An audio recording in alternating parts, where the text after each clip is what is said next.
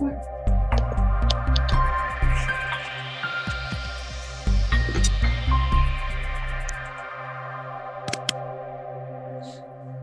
wonder if these would be, what if these were inside the little hole? What do you think? Oh yeah, there you go.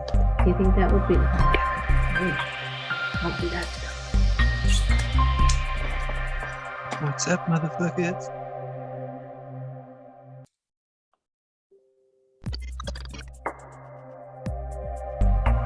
I don't know how lawsuits work when you already have an injury and then you get re-injured on top of that.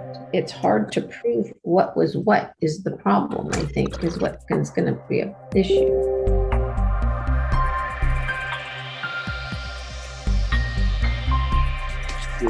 Shut your mouth, man.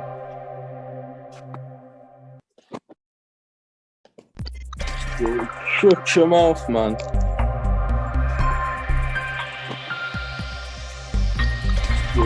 Shut your mouth, man.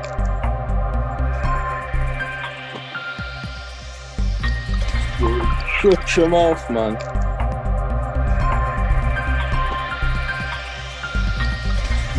Shut your mouth, man.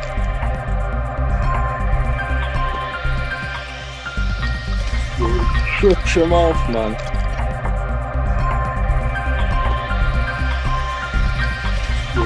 Shut your mouth, man.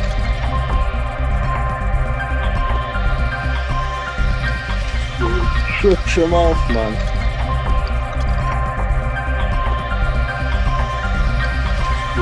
Shut your mouth, man.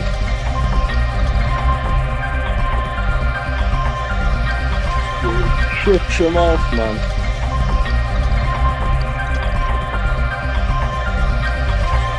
Shut your mouth, man.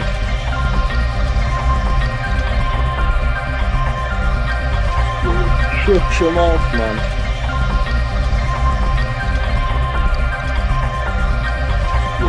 Shut your mouth, man.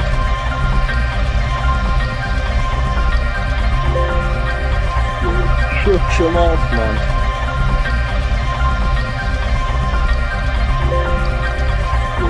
Shut your mouth, man.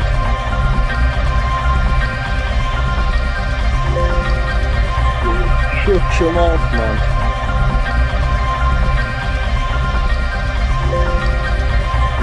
Shut your mouth, man.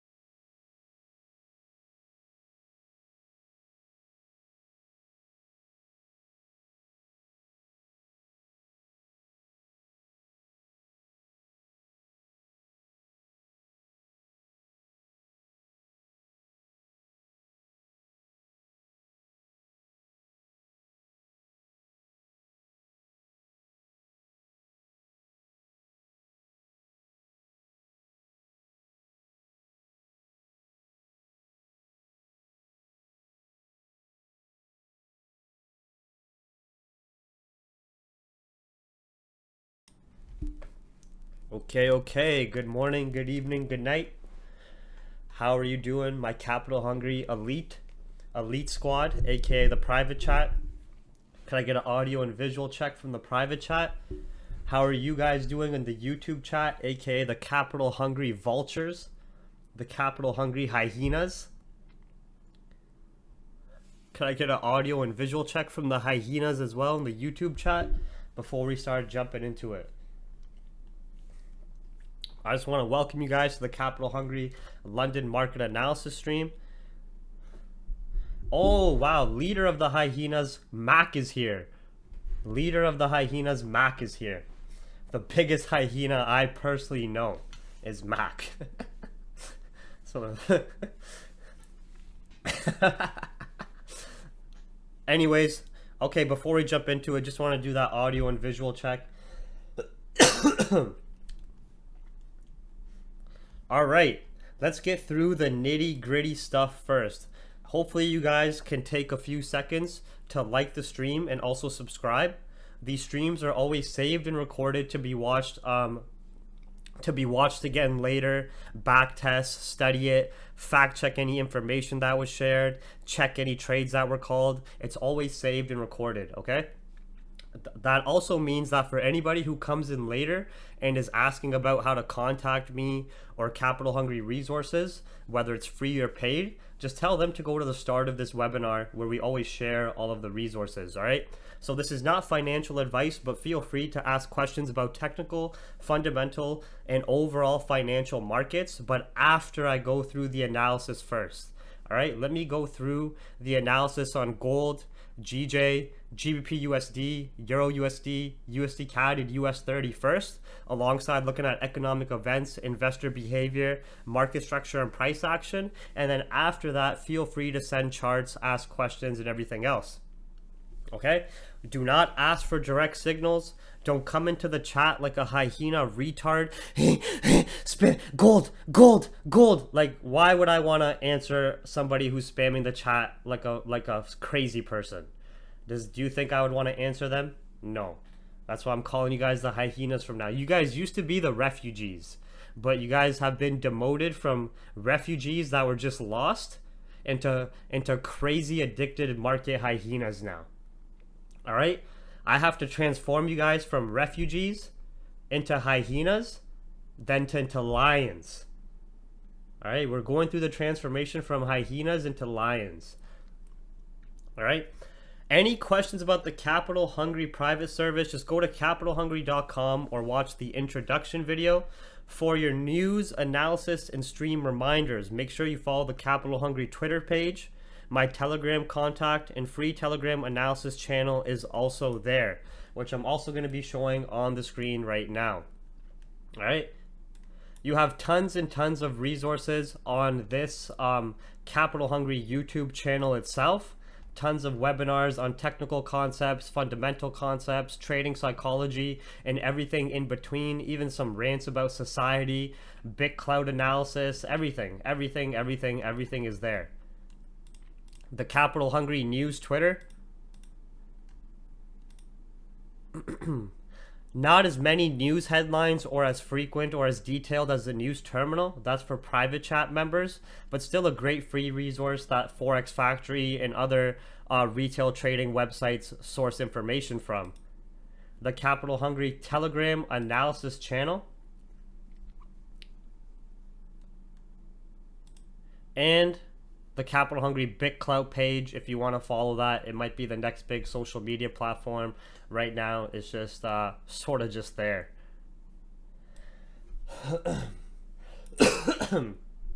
Yeah. All right. Now that we got through the nitty and gritty, don't forget, as traders, as financial market traders, our job is not only to do analysis on the markets and look for trades and chase that dopamine hit.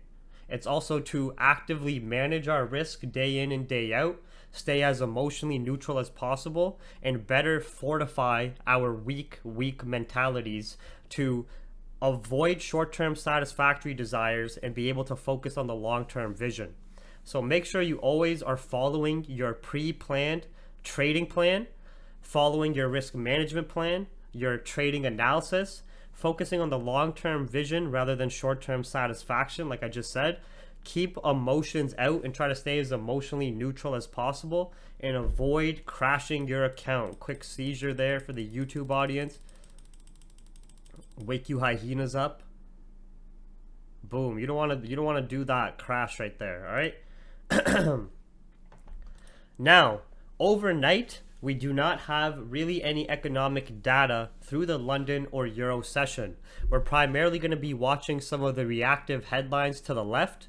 We're going to be looking at market sentiment and investor behavior by observing Japanese yen and, of course, US dollar movement alongside global stock markets and alongside price action and market structure to map out some trade ideas.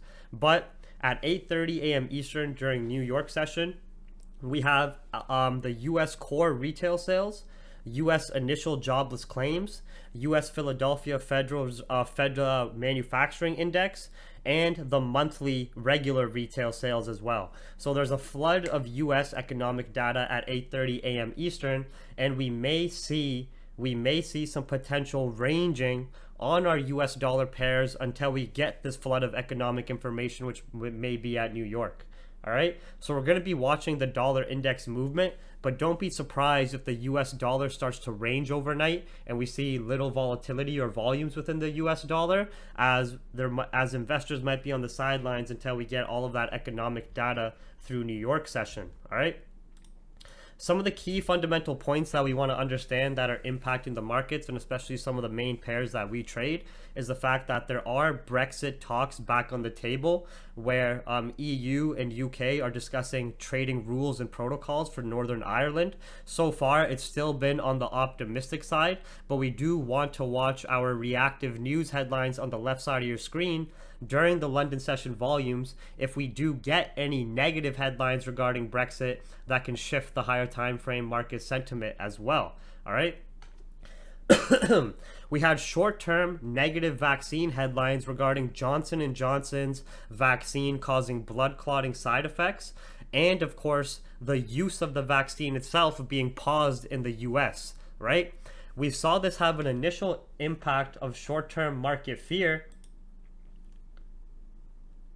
which brought down which gave the Japanese yen short-term strength, but failed to break these previous lows. I'm also going to highlight this when I'm talking about the US stock market, because that negative headline, all it did was create a little bit of a blip and a short-term pullback, and it has not been strong enough fear, uncertainty, or doubt to shake the market optimism and to shake the greed train of the stock markets being so extremely bullish. All right.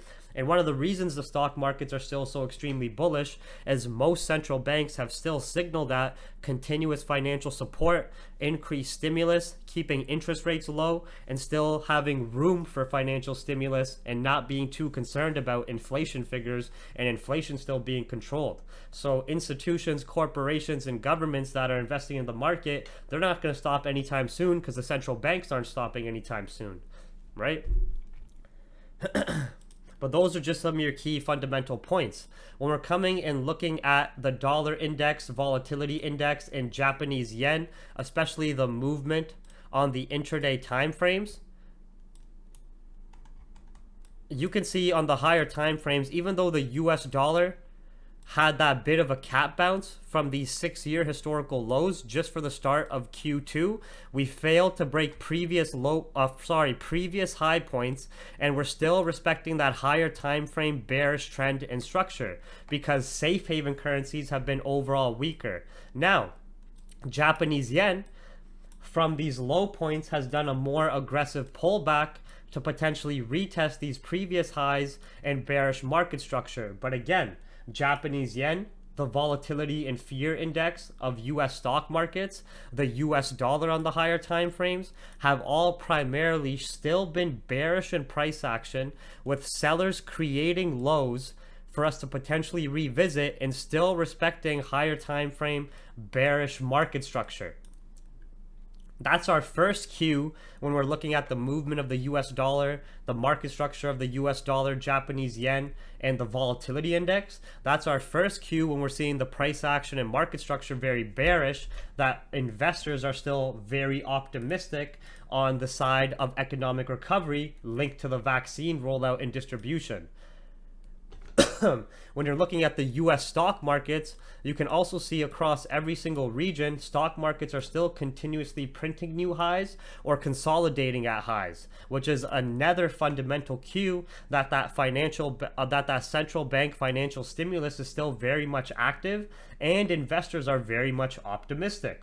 Any short-term fear has just caused a blip and minor pullbacks. For example, here, this aggressive pullback that happened on US 30 from that negative Johnson & Johnson headline caused this downside move to retest previous highs and got corrected within the same day, right? So we haven't had any fear, uncertainty, or doubt to really have any long-standing shift in market optimism or this higher time frame structure. Understand? So yeah, markets are still very optimistic, but when we're looking at GJ here, let's start doing our analysis, and let's start off with GJ here.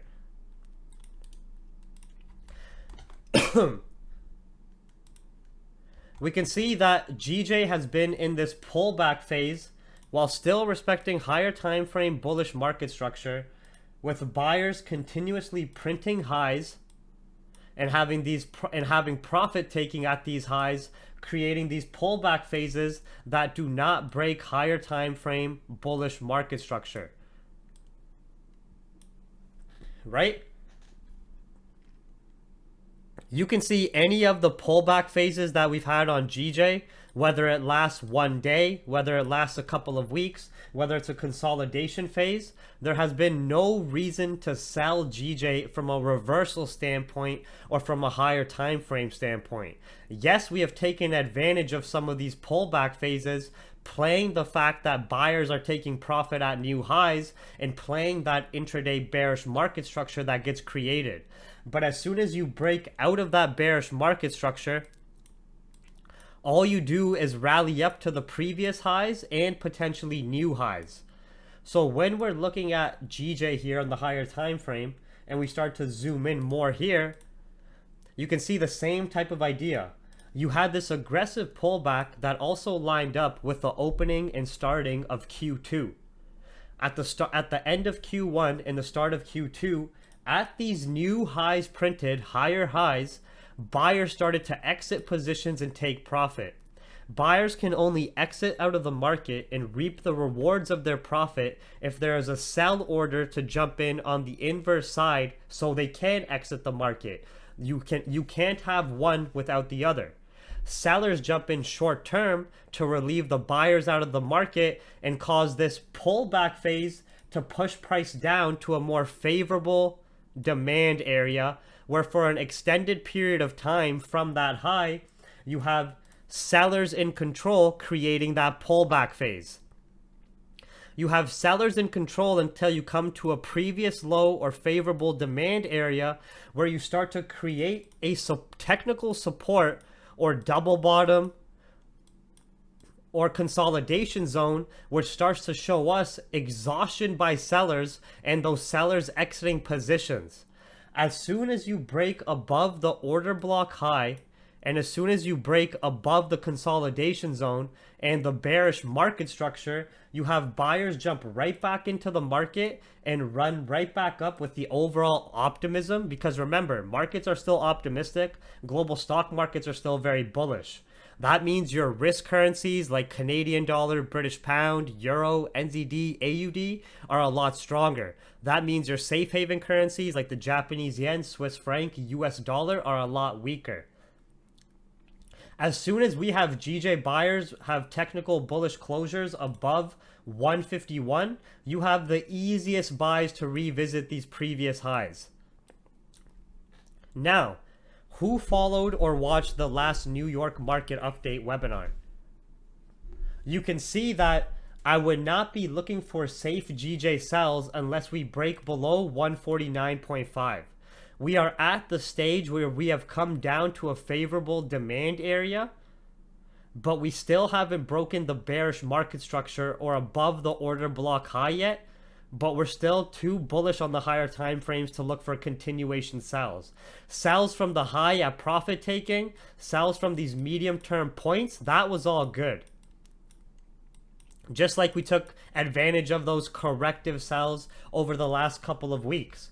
But you have to be very mindful and not start coming out of those and not start trying to extend those positions without the fundamental confirms. Something else we want to notice is even when we had negative headlines regarding vaccines, it only caused this downside move. And we still haven't broken below these candle body lows at 149.5, and we're just creating an intraday consolidation. I highly advise, with the amount of ranging we had, at this point, we do not touch this consolidation zone. But if we can have more buyers momentum, which we would see from a break above 151, we have easy buys to start revisiting these highs created by buyers. All right? I would only be looking for GBPJPY sells if we have any fear, uncertainty, or doubt regarding reactive headlines, which you'll see on the left side of your, not these headlines, but I mean like you'll see the headlines pop up on the left side of your screen. If we have any negativity in real time regarding Brexit talks for Northern Ireland trade rules, if we have any negativity regarding vaccine side effects or distribution, and if we have a technical break below 149.5, these candle body lows and demand area, then we can safely take sells down to this previous price point here, which is 100 pips down to like 148.5. You know what I mean? You still have a negative vaccine sentiment. You might have a negative vaccine sentiment, but the market doesn't. Samuel, those high risk, high reward buys are still active. That's what I'm going to tell you guys here.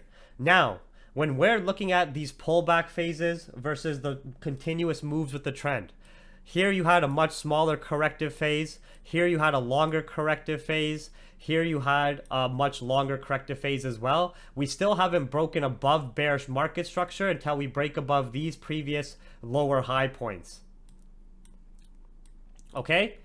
When you start to identify the exhaustion at a favorable demand area, as you're starting to label out trade ideas, just at the first signs of exhaustion or a double bottom at a higher time frame demand area, failing to break structure, that is your high risk, high reward buys. You're taking buys at the first signs of exhaustion and a technical support being created with higher time frame bullish market structure still intact. But you can't extend those high risk buys until you break above these previous highs. All right?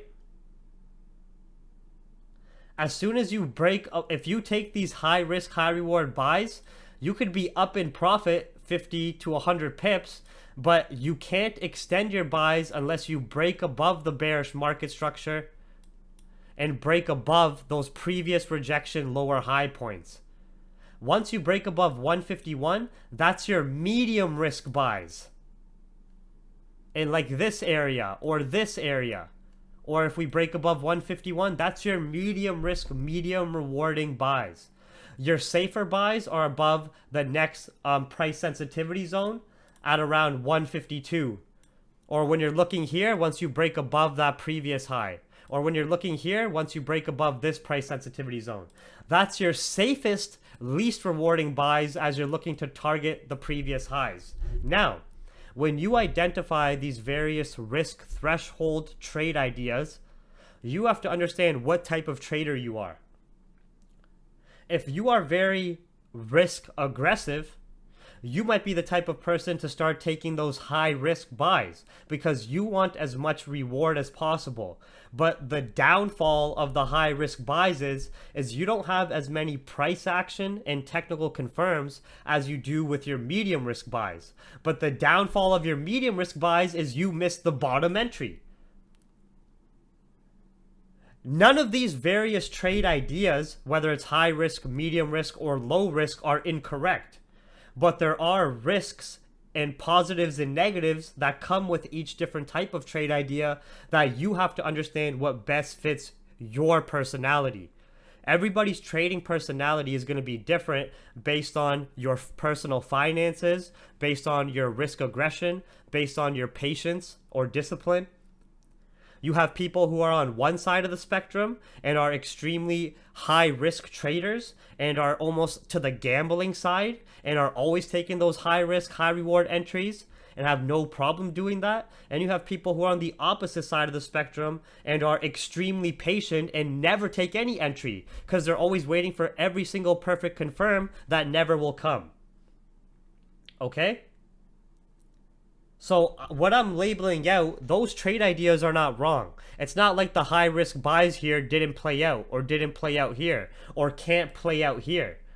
But if you take those high risk buys, you have to understand the risk that the only confirms are the support being created technically at a demand area, the exhaustion by sellers, and that you're at a potential higher time frame key level.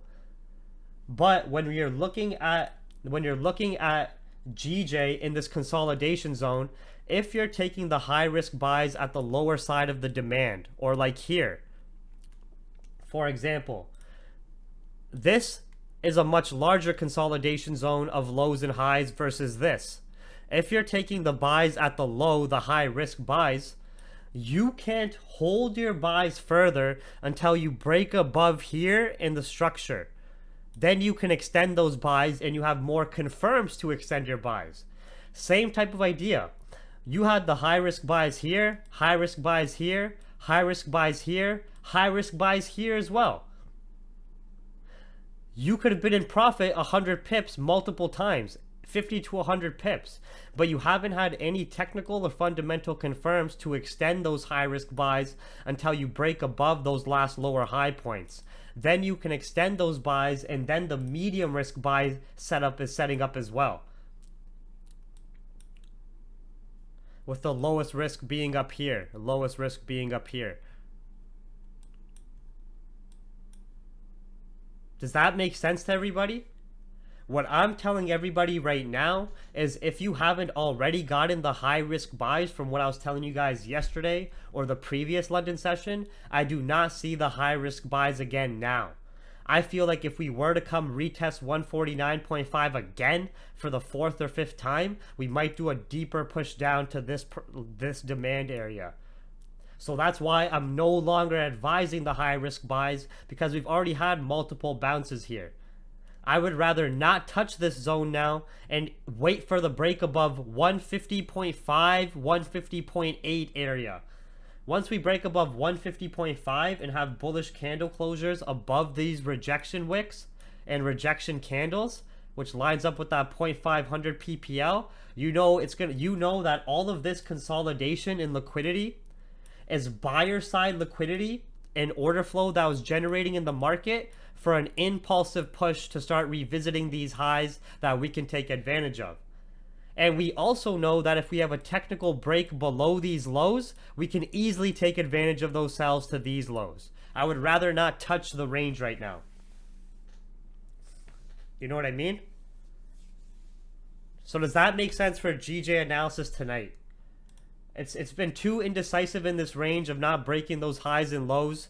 It's similar to like this, but an even larger, messier range, where the high risk entries, you got multiple attempts to get those high risk entries, but you didn't finally get the break of the range till here, where once you did get the break of the range, you got an impulsive move right to these highs. Okay, same type of idea. And that was once you broke out of structure as well, right? Same type of idea here when you're mapping structure. This was a lot smoother in the sense of you only had a couple like 4-hour candles to wait here, and then you broke up and had your impulsive moves.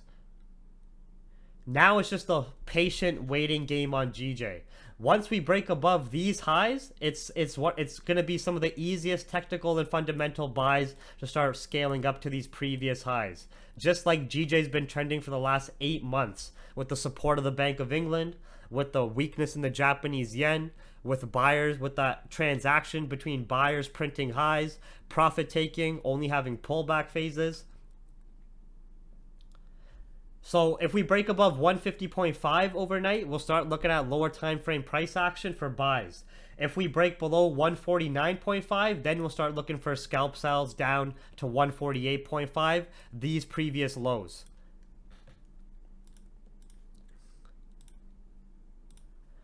Other than that, just in this messy consolidation where, like I'm telling you guys, it's not like those high risk buys have been wrong. Right? There's many people who followed that high risk buy analysis and were up in profit anywhere from scalp profits to almost 120 pips. But you haven't had any confirms to extend those buys unless buyers technically break above these price points. Right? Same type of idea now where actually when we're looking at GJ here on the lower time frame, we are starting to see this bearish structure being created. We can start looking for GJ buys if we come above 150.200 and then 150.5. We don't even have to wait. With this pullback in lower time frame bearish structure, but still failing to break 149.8, if we break back above 150.200, we can start taking scalps within the range. Just because of the lower time frame, you're going to see this minor bear structure corrected, where we would have the price action confirms that if we fail to break these lows overnight, and if we break and retest above this corrective bear structure, meaning above 0.200, then we can also take scalp buys there. So we're only looking for GJ buys with the sequence of events of breaking and retesting above 150.200 and this bearish structure, or above 150.500. We can maybe start to look for sells if we break below here, but I would personally feel safer selling below 149.5. Just when I'm looking at the lower time frame price action, if we do have continued failure to break these lows and we break above this bearish lower time frame structure, we can adapt to earlier buys above 150.200, if that makes sense to everybody. It would show a lot of buyers momentum. Private chat, you guys get what I'm saying? It would show me a lot of buyers momentum if we fail to break these lows and break this little corrective bear structure, and above 0.200 we should run up to at least these previous 1 minute highs, and then we can scale in above there. Other than that, if GJ is just bouncing around here, I don't want to touch it. Does that make sense to everybody? So we're only looking for buys above 150.2, 150.5, and we're only looking for sells below 149.500. If GJ ranges overnight, we're not going to stress. We're not going to be angry about it. We're not going to exert any mental energy on something that's out of our control. We have pre-planned some trade ideas right now. We looked at the fundamentals and technicals. We mapped out potential trade ideas as significant price points of interest. We're only going to be waiting for those price points now. If GJ pushes up to 150.2 and I'm not looking at the chart, just give me a quick send me a quick message if I'm looking at a different pair for that time being. Right now it's 2:05 a.m. Eastern, German market open pre-London hours. We still have an hour until London open itself. All right? I'm only going to be selling I'm only going to be selling below 149.5. If we get strong enough bearish price action below 149.8, maybe just to revisit these lows, but honestly still not that confident in sells unless we come below 149.5. I feel like we're still respecting these lows very well, and I feel like we could potentially get that break out of this structure and come above 150.200. All right? Does that make sense for GJ analysis when we're looking at the Japanese yen? When we're looking at overall market optimism? When we're looking at the market structure and price action as well?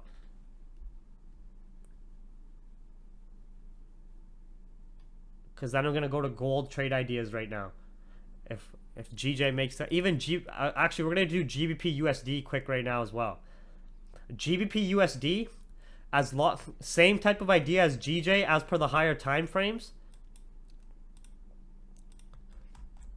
Even though we've had this pullback and corrective phase, it still hasn't broken higher time frame bullish market structure.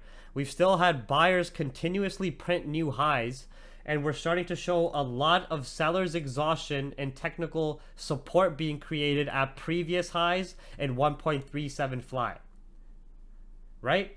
If we notice when we're looking at the dollar index overnight, and the dollar index continues to move bearish overnight, and if we get GBP USD when we're coming back to the intraday time frames to break back above 1.378, we're going to start looking for scalps on GBP USD above 1.378 to at least revisit these candle body highs for about 20 pips. If we break above here, then we're going to take further buys, or at least extend those buys up another 20 to 30 pips. You can see that exhaustion we have at that higher time frame demand area. You can see how we're starting to create higher highs and higher lows. You can see how this pullback, even though it's breaking the trend line, it's not breaking the previous low point. It's just a deeper pullback for the new daily candle. If the US dollar remains weak and we get nice bullish price action above 1.378, I see 20 pip scalps back up to these hourly highs. If we break above there, we're flying. All right, so that's what I'm not looking for any GU sells unless we come below 375 with a US dollar weakness. I'm more in a GU buy bias, and I want to start looking at this now.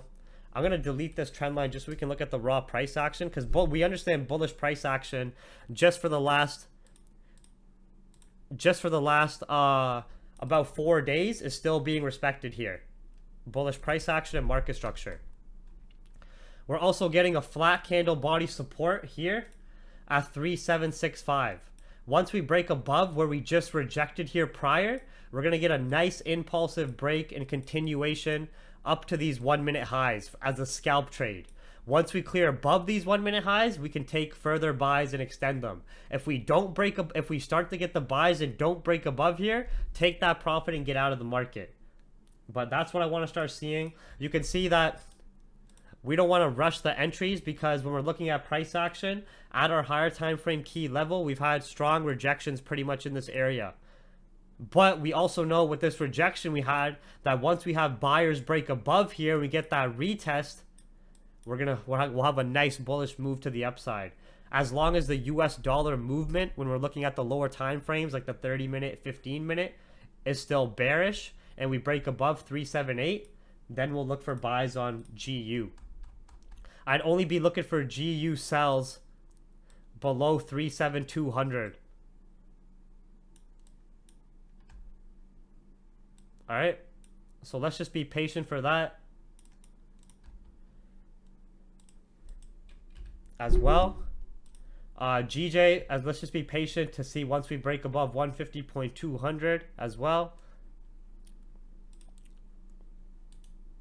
I'm just going to zoom in on the price action. So once we can see the confirms above 37800, even if we can get 10-15 pips as scalp profit first. All right, gold. Now, gold on the higher time frames, ever since we're coming to a key decision area, this price sensitivity zone to the left, like the 1680 higher time frame key level, and also macro bullish market structure. But gold has been respecting this bearish corrective structure as markets have been more optimistic, still failing to break above this previous low point and these significant resistance highs. All right, I know we have this technical double bottom at 1680, but ever since the initial pandemic fear got priced in and gold peaked all-time highs at 2075, we've only had sellers jump in and create continuous impulsive lows with only having these pullback phases. I would only see safer gold buys if we can break above this previous low and 1755, 1760. Then I would see safer buys. Otherwise, when I start to zoom in here, this is what I don't want people to get trapped in.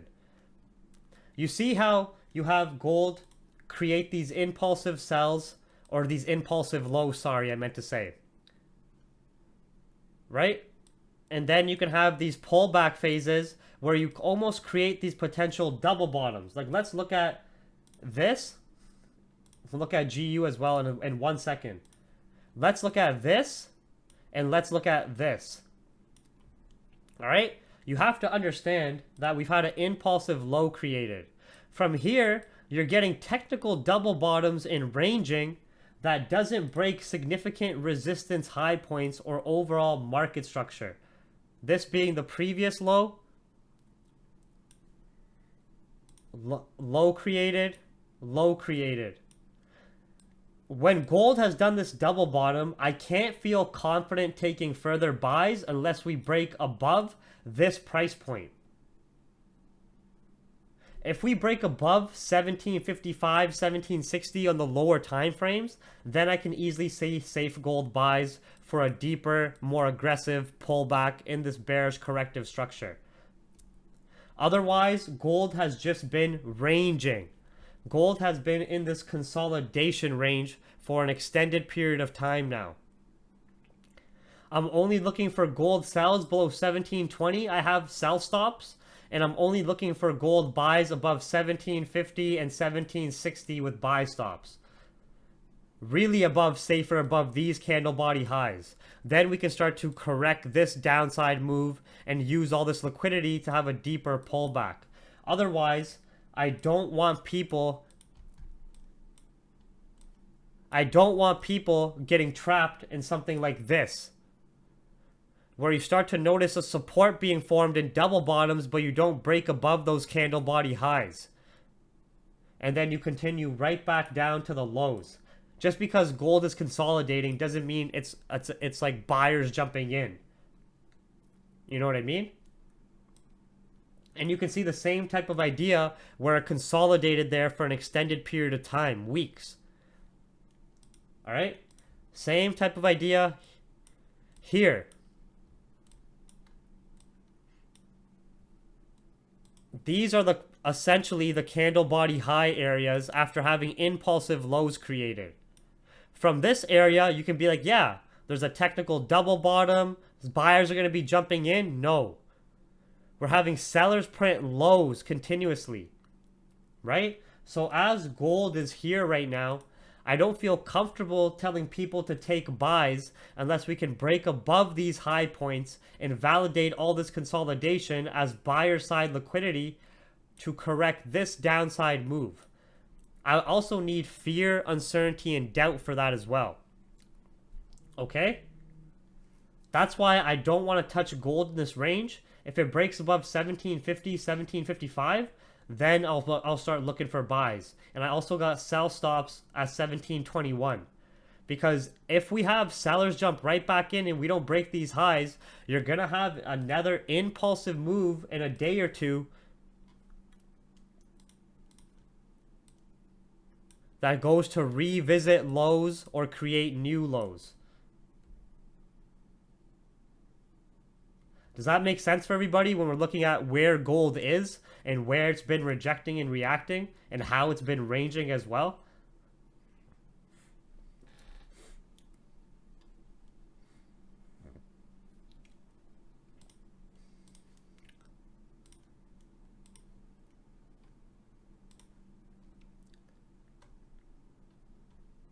Right? It's very indecisive here, very messy price action, especially in this range. You get a lot of up and down whipsaws, a lot of indecision. As soon as we clear above these highs with candle body closures above 1759, it's easy buys. As soon as we break below 1721, easy sells. We might be able to look for some quick scalps with price action and momentum, 10, 20 pips to be in and out. But other than that, I would not want to touch this area. as I have those sell stop or buy stop orders, I start manually observing price action. You know what I mean? That's when I start manually observing price action for stop loss, take profit points as well.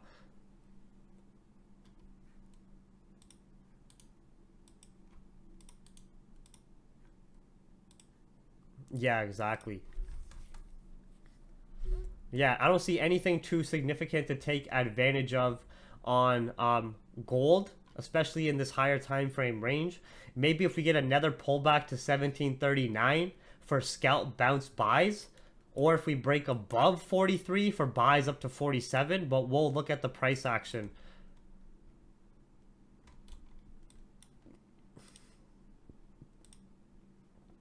This is why I said relax about GU.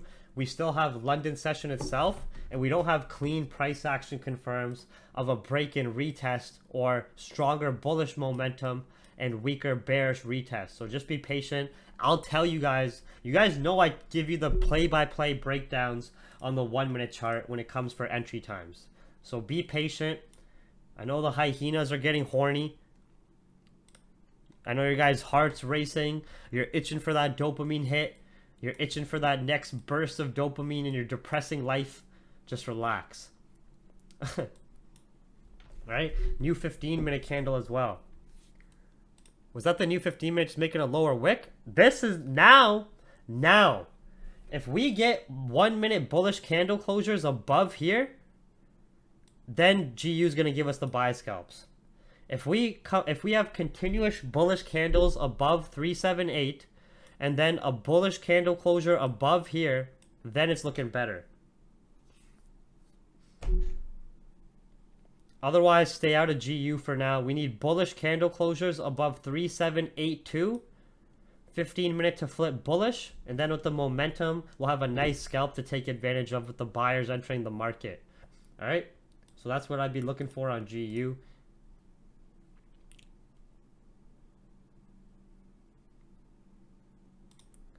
GJ, we're waiting for GJ's retesting the broken bearish lower time frame structure right now, but the safer buys are above 150.200. All right, I'm waiting for Euro USD buys now, either at a retest of 1.95. Forex Yo-Yo, you go into Raja's stream and a lot of you guys don't know that Raja and I be chirping a lot of you guys who like are in every single stream, always commenting shit like spazzes. We be making fun of you guys when we're hanging out. Forex Yo-Yo is one of those guys. Always saying stupid, weird comments that are just irrelevant. So I hope you know that sometimes we make fun of you for fun. Maybe this will help change your behavior to not be such a loser. You know? Okay, GU, this 4-hour candle doesn't have much of a lower wick.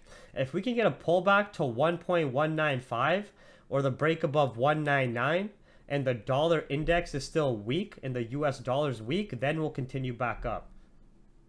Forex Yo-Yo's Osteoman? No, it's not. If it's Osteoman, that makes so much sense. Then we make even more fun of him. Raja especially.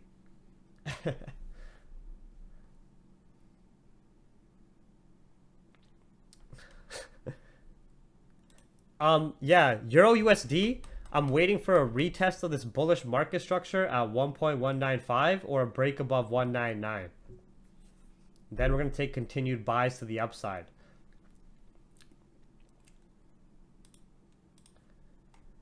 Let me zoom out here to show you guys what I'm seeing as per the higher time frames and market structure, but it's going to be very, very similar to what I'm talking about with any risk currency versus safe haven currency.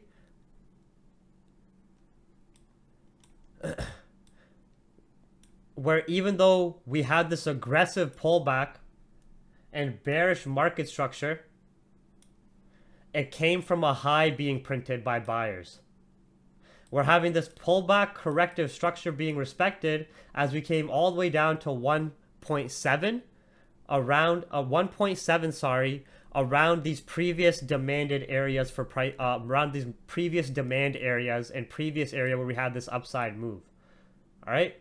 Once we break above 1.2 in this corrective bearish market structure, there's a lot of room to the upside to continue right back with the trend. As long as the US dollar remains weak, then it's going to be nice. Wait, GU. Okay, GU's looking good, but you don't want this price action's looking good if you got a breakout entry. Now, when you're watching price action, you don't want bearish candles to close back below here. If it closes back below here, stay out of GU. Like if it like that, stay out of it. It's still ranging, indecisive here, because this wasn't the best price action here. If we still respect above 378 and create a support, then it's good. But this break above was nice, but this weak bullish candle, then the bearish candle was not nice. All right. What you want to see is stronger bullish candles in the lower time frame and weaker bearish candles just as minor pullbacks, and then continuations to the upside. That's the sequence of events you want to see. You don't want to see a weak bullish candle, then an engulfing bearish candle breaking back below the range. The good thing right now is we're still respecting our key level. But if we don't get following bullish candle closure here, if this candle doesn't push up bullish, GU is not ready yet still. All right? The good thing is we're starting to create a bit of a support if we have continued bullish candle closures at 378. When you're watching the price action as you're scalping the 1 minute and you get your entries, you want a sequence of events like this. Stronger bullish candles, weaker bearish candles. You don't want like a weak bullish candle and engulfing bearish candle. You don't want to be breaking previous price sensitivity areas. If this candle closes bullish and the next candle closes bullish back above this range, then it's still good. But you can't extend your trade until you have bullish candle closures above here. If we get weaker bullish candles closures now like this, just stay out. The price action's not clean enough. We might have to wait until London volume. What you want when you're starting to take advantage of that trade is something like this. You get the break above, you get the retest, and then see this sequence of events. Look at the sequence of how many bullish candles you get. Look at the size or the frequency of the bearish candles. And you take advantage of it all the way until you get stronger bearish candles, which is showing you buyer's exhaustion. See, then you get this more aggressive pullback. Same type of idea here now on GU. We might start to create a support at the key level 378. This is good if we still create a support here. But as you're extending your buys or holding those buys, you need stronger bullish candles, just quick weaker blips back, continuations to the upside, and the bearish candles can't, like, this is weak price action so far. This is not good confirms for buys. You're seeing stronger bearish candles now and weaker bullish candles.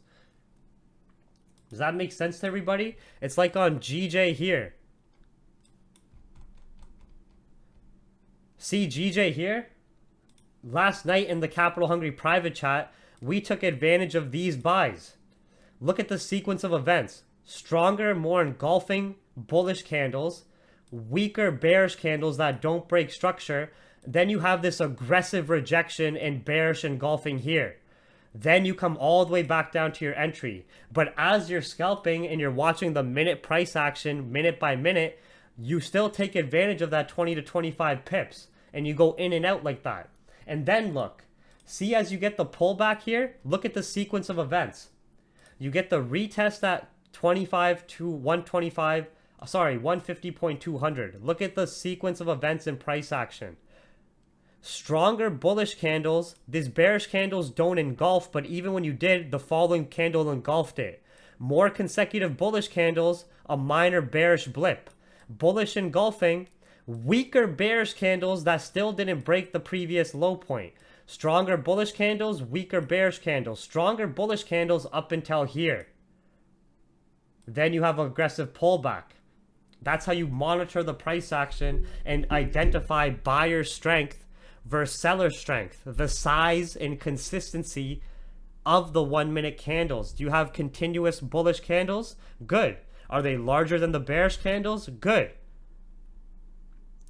When you have any bearish candles, how are they closing? Are they engulfing candles? Are they breaking the little minor structure we're starting to see develop? Like here? As you're scalping those buys up and you're observing this price action, look. And this isn't something like, oh, this is after the fact. Capital Hungry Elites, did we not take advantage of these scalps candle by candle yesterday's Zoom session? Exactly this price action. Did I not say the exact same thing of, hey guys, let's close some positions here. This is a very bad candle close. Did we not just take advantage of these GJ scalps in and out of the market 2-3 times last night based on that price action? Right? So it's not like I'm telling this shit after the fact, like, oh guys, just do this, it's easy. I'm trying to explain what we need to see now for safer buys is what I'm trying to explain to you guys. All right? So same type of idea. Look here with this sequence of events, and look here.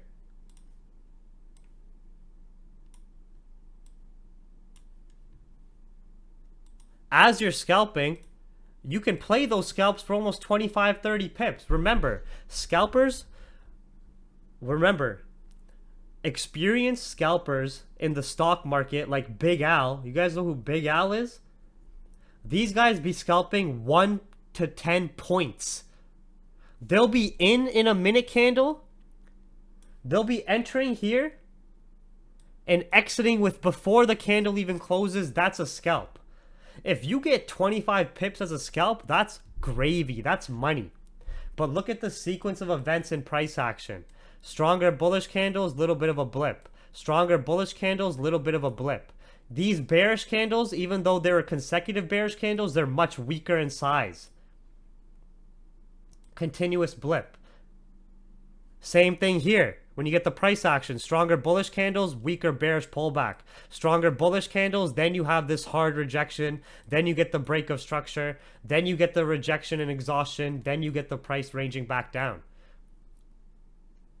Understand? You have to watch it candle by candle and be objective. Wait for them to close. Same thing here. When you're looking at the buys, even though it was weaker price action, look. This is the break above 149.800. This is the retest and support. If you want to wait till above the order block, that's fine.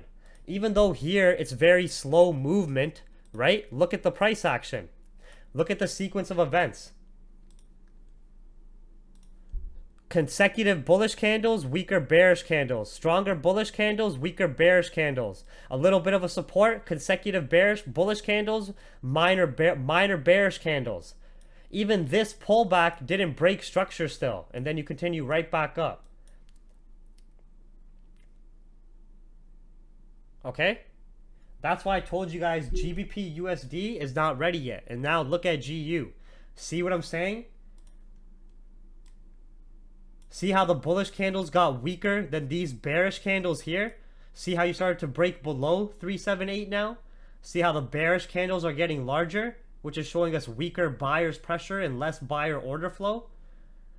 That's what I'm telling you guys. If we had this, and this candle continued bullish, and the following candle continued bullish, and then this candle was still just as bearish in that size, but didn't engulf the previous candle or snap back in the range, that's all good.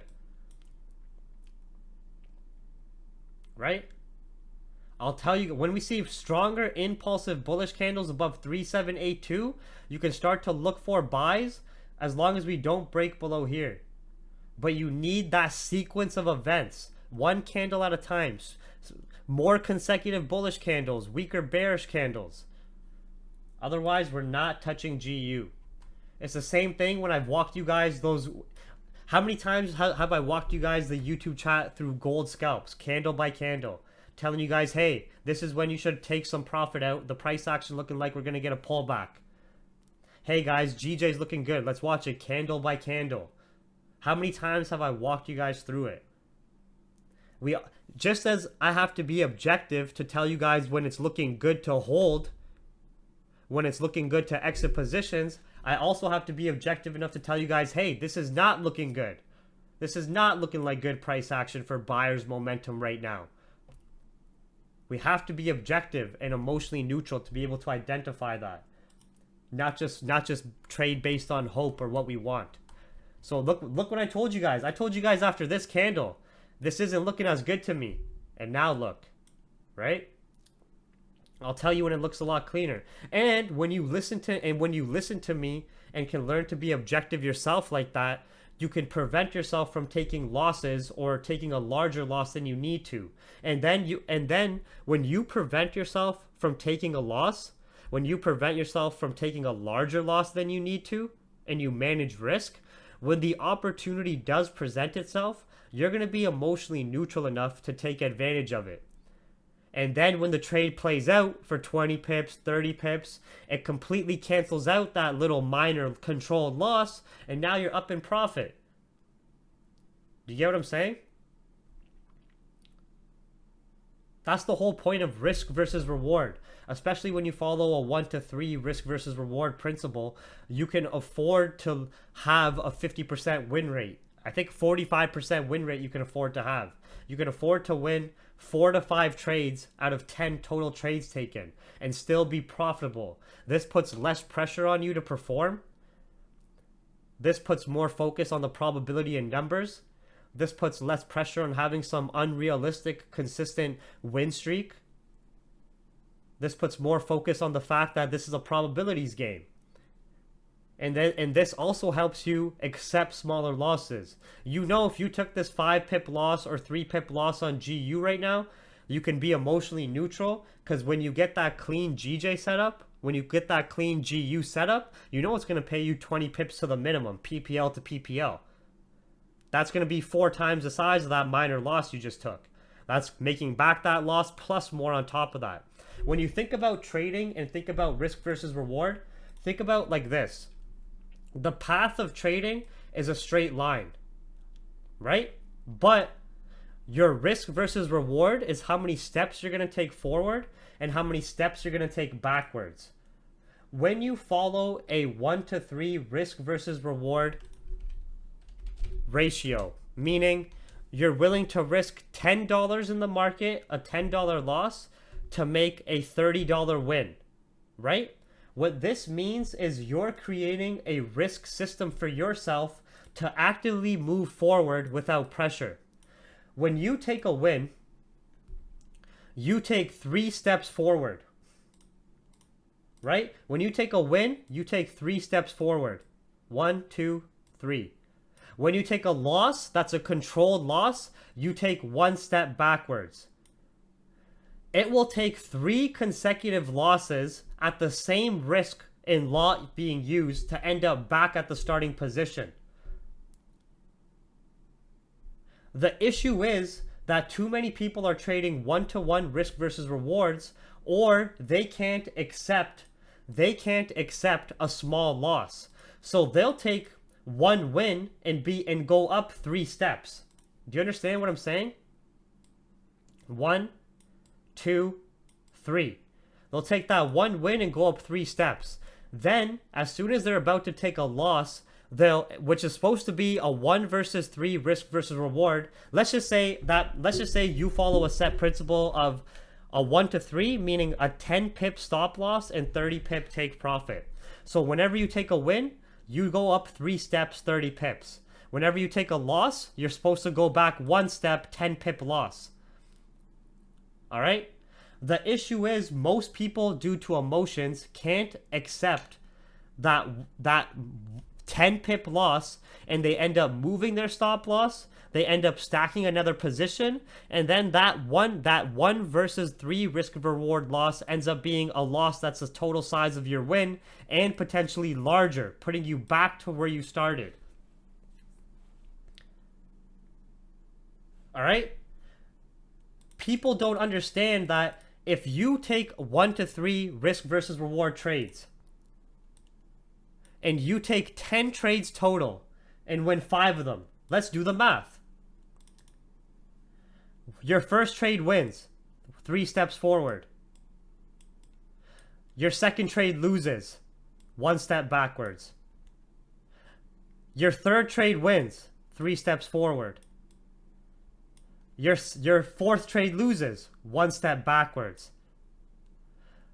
Your fifth trade also loses, 1 step backwards. Your sixth trade also loses, another step backwards. Your seventh trade wins, 3 steps forward. Your eighth trade wins, 3 steps forward. Your ninth trade loses, 1 step backwards. Your 10th trade wins. That's how you actively progress your capital increase. It has nothing to do with winning 100% of your trades. It has everything to do with accepting losses at that 1 ratio and taking your wins at that 3 ratio and following risk versus reward.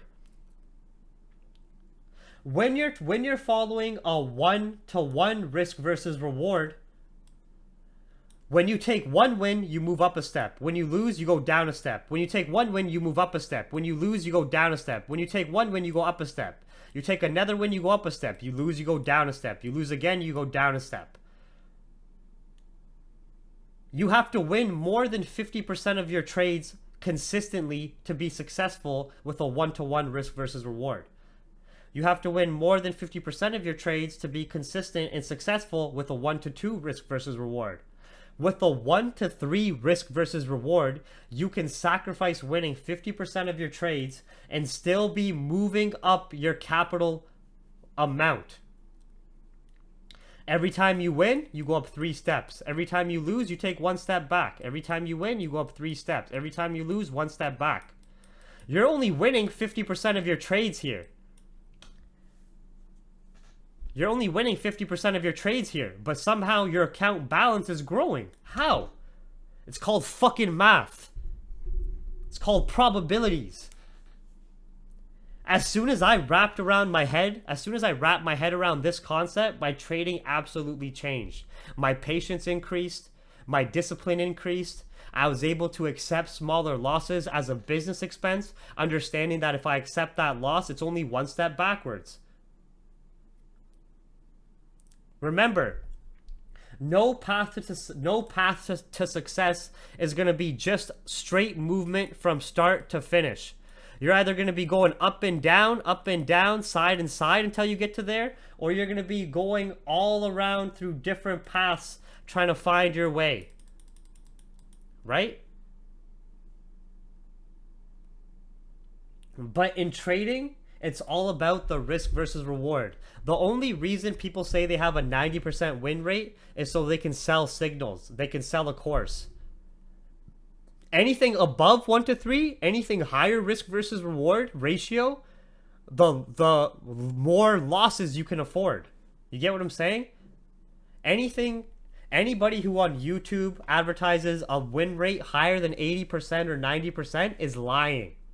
They're trying to sell that win rate only to sell the signals or course or the convenience they are selling within their course, signals, or account management. You could go research manual bank traders when they were prominent during the bank trading era. They actually had a win rate of 52% on average. Your JP Morgan, your Morgan Stanley, all these large global banks, those manual traders who went to school for economics, finance, and business, who are being hired by banks to manually trade, they only had a 52% win rate of trades. But their winning trades were 5 to 10 times larger than their losses in terms of monetary value and in terms of percent value. That's how they consistently profited. Do you know what I mean? Even Rakil doesn't have an 80% win rate. Rakil miscommunicates that he keeps his losses small, which is good. He sticks to a strict risk versus reward ratio of making your wins bigger and controlling your losses smaller. Right? What? I don't know why you guys are getting mad that I'm giving information about risk management. Some guys are angry right now in the chat saying, "Okay, we get it." What the fuck? You guys don't get it. You guys are the hyenas. You guys are the hyenas and vultures fucking begging for a signal. Going to every single stream you can looking for a signal to take just to make a few extra dollars. You know what I mean? You guys don't get these concepts about risk versus reward, how it's a game of probabilities.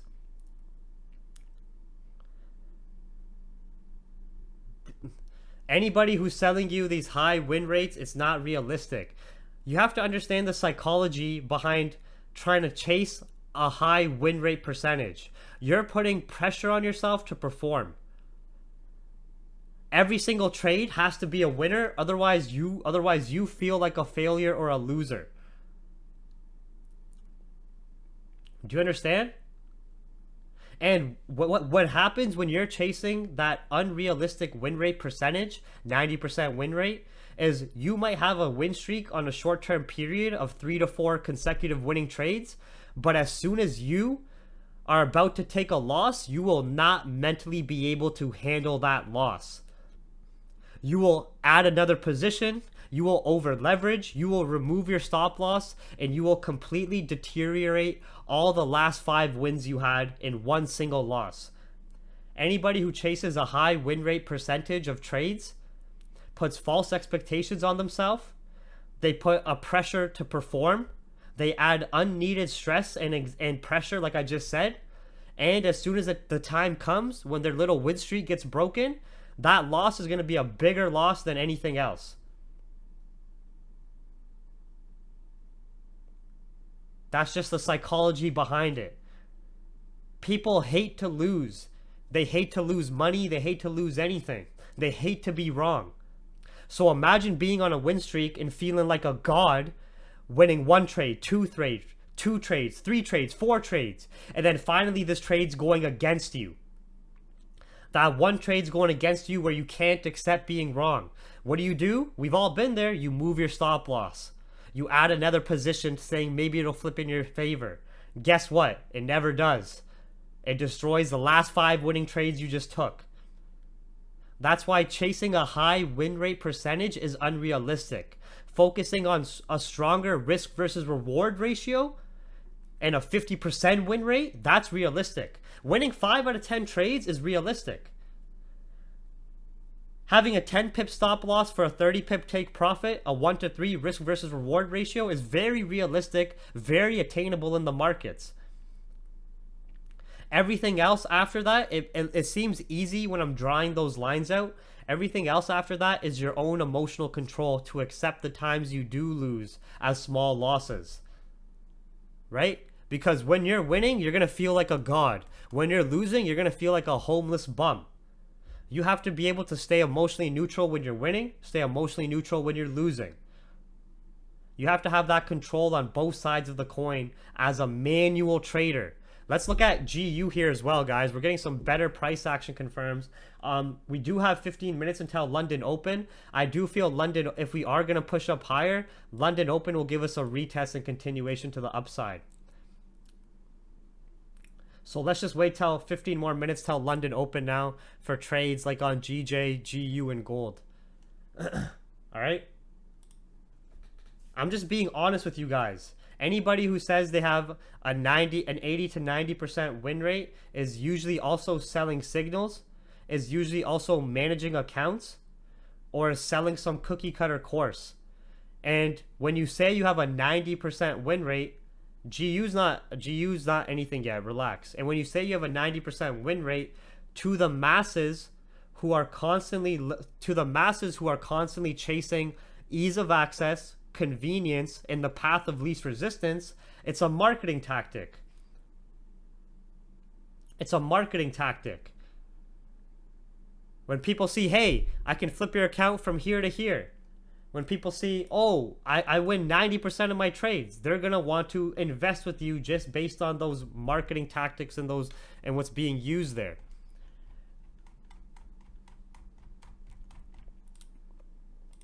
You know, this is looking a lot better for GU's price action. Hopefully London gives us a nice pullback and we can continue right back up. Same with the retest we had here. I just want to clear above 0.200 for easy scalps on GJ. We're going to be patient. Gold as well. If the hourly candle can retest 1743, then we'll take scalps up to 1747. Otherwise, just quick scalps with the momentum. I'll break down the price action. We're having nice bullish momentum and weak bearish price action so far. Euro USD, we're not going to touch until we break above 1.199.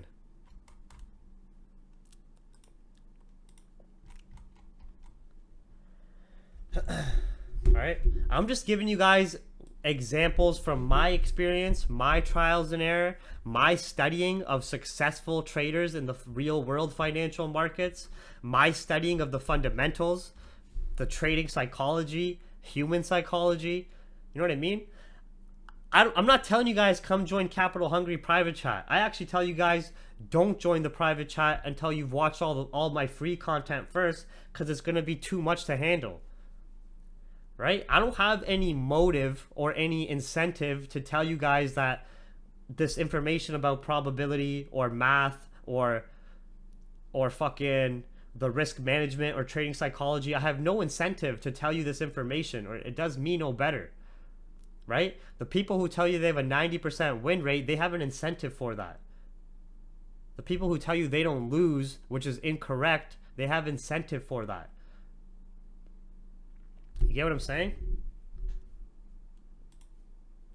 And this is all for manual traders. If you find a way to automate your trading to remove emotions out of it, then you don't have to worry about that trading psychology shit at all. You just have the computer executing your trades based on the rules and risk parameters you got set. But that's a whole different topic of conversation and beast.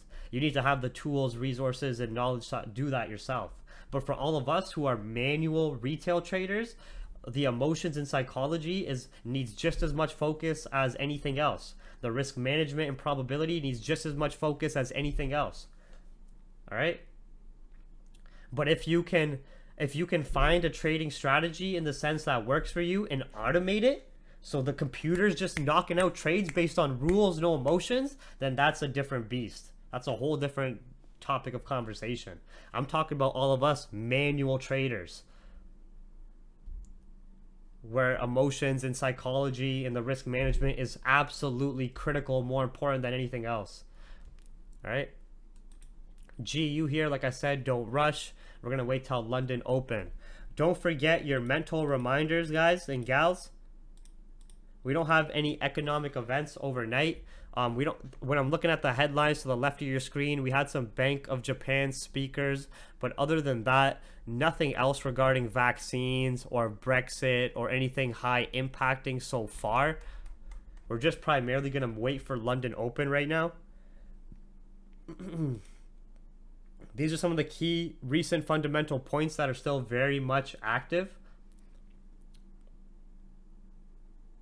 If you guys enjoy these streams, the information shared, even though it's not flashy clickbait, even though I'm not telling you how to flip your account from 100 to 1,000,000, even though I don't got some big booty bitch or a Lamborghini in the thumbnail, if you enjoy the information, the value shared, the analysis, the content, the news, please make sure you send a like, subscribe, and share these streams around. It really helps exponentially just to simply like the stream, subscribe, comment on it afterwards, to be active in the live chat itself. It really helps a lot for the exposure of the live stream. You know what I mean? I know a lot of the clickbait stuff is what gets more attention, just because it attracts the attention of the masses due to convenience, ease, and what's flashy and what looks like the fastest way to get money. But it would be nice to get some more exposure on all this information that I share for free every single day, every single week. You know what I mean? Compare the Capital Hungry YouTube page right now. I'm gonna go to the washroom. As I'm going to the washroom for about 5-10 minutes here, Go to the Capital Hungry YouTube video section and look at the titles of the videos, the content, the length of the videos, and go to any one of your marketers, IML, Q Banks, Daniel Savage, Mamba FX, Swag Academy, any one you've seen else, Astro Forex, and look at the simple difference. All right, that's what I want you guys to do after you like and subscribe. And I just got to go to the washroom really quick. Don't forget to follow the Capital Hungry News Twitter, free Telegram analysis channel, the BitClout page. We got some headlines here. What is this? Nothing serious. I just got to go to the washroom very quick. All right. We're no trades. We have not executed on anything yet. Nothing has come to a significant price point. When I come back, I'm going to finish up analysis on USD CAD and US 30. We're going to watch London Open and look for trade setups. And then I'm also going to be answering questions and looking at charts you guys send. All right. I'll be back in about 5 minutes here.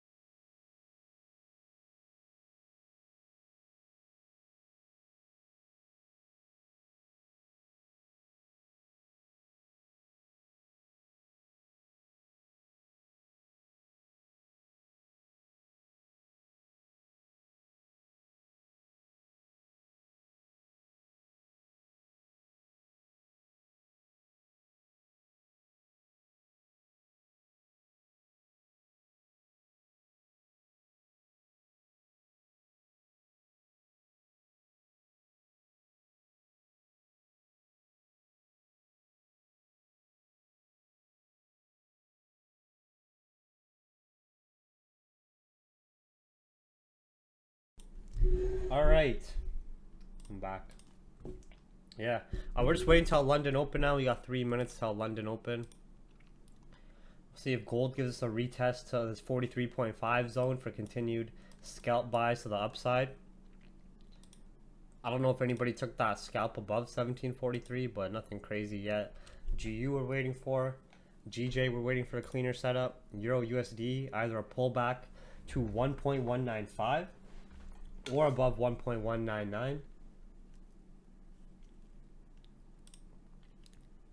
I'm just reading the chats if anybody sent any charts or anything. Let me check it out. Hyena CHT shirts? Like the gulag shirts? Maybe. Let me check the chat here.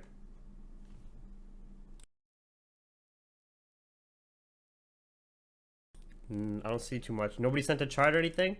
Alright, let's just wait till London Open then to see what sets up on gold, GJ. Oh, here we go. USD CAD.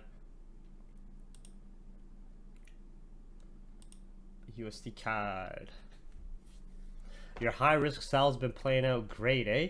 With that pullback, now potential safer sells coming if we break below 1.25. 1.25? Oh shit, I haven't looked at UCAD in a minute. Oh, finally.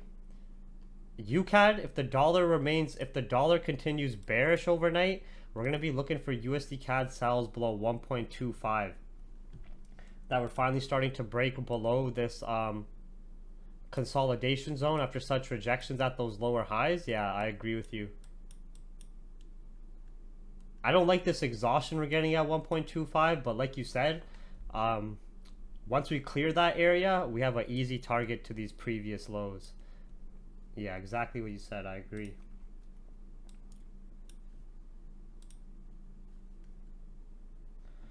I gave a powerful psychological breakdown. Yeah, I thought I was giving good advice about risk management and the trading psychology from like the mistakes I made and what I learned, but people didn't want to. People told me to shut up. I was like, all right. I don't know, fucking YouTube chat, you know.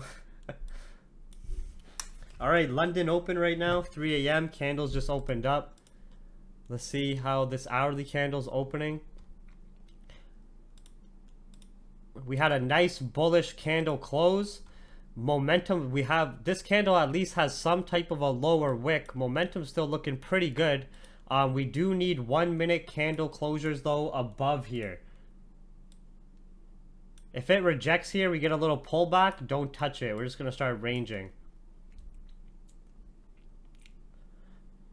You're blowing accounts for 13 years, eh? The Wolf Trades? You've been trading for 13 years, really? Or are you just being sarcastic? I really like how this bullish candle closed. I would like a bigger impulsive bullish push above and then some weaker retests or a weaker retest at 37.8.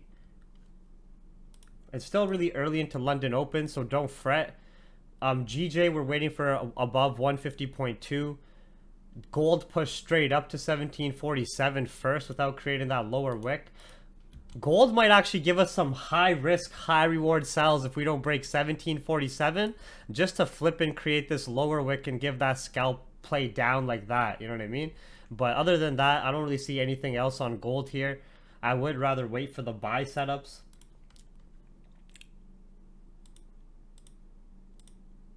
Let's look at this GU candle freeze.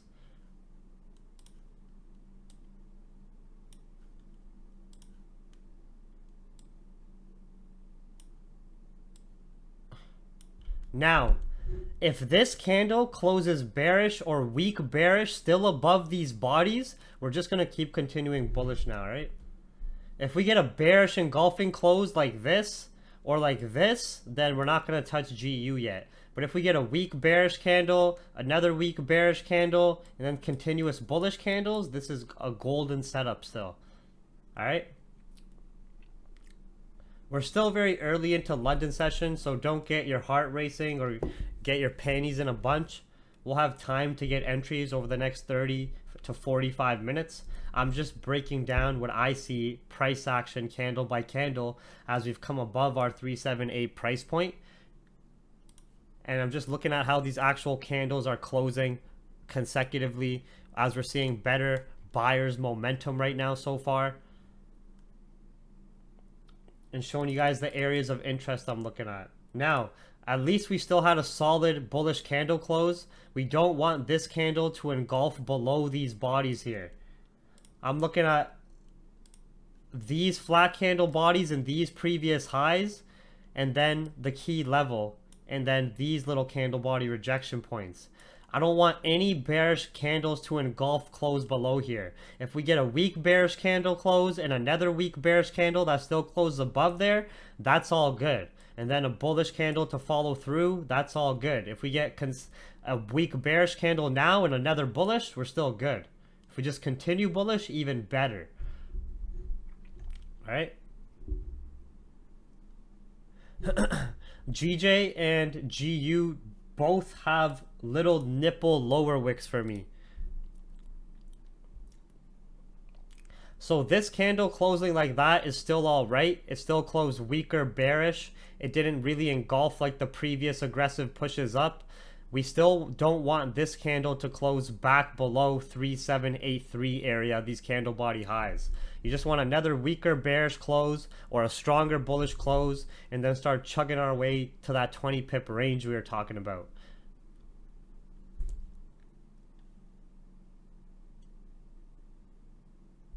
So you don't want this candle to close bearish back below here like that. That's what you don't want. That's not clean price action for what we want to see. This looks like if it closes like that, then it's just going to do this same shit again. So it's closing in about 15 seconds. If it's still closing above here, then it's still not bad. But you want the next candle to be bullish and push right back up. Just so you guys can can I zoom in even more here? Yes, I can. So see how we still at least closed above here?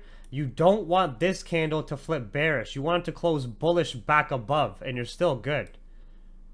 Even if it closes like this, the next candle will push above higher. What you need to extend the scalps is bullish candle closures above these bodies now. All right? I like this price action. I like this. I don't like this, but it's still good if we get continuous bullish candle closures, and that was just a minor pullback as we didn't break below this little price sensitivity area. To continue buys, you need to have bullish candle closures above these candle body highs next. Then we'll have another momentum push up to the upside.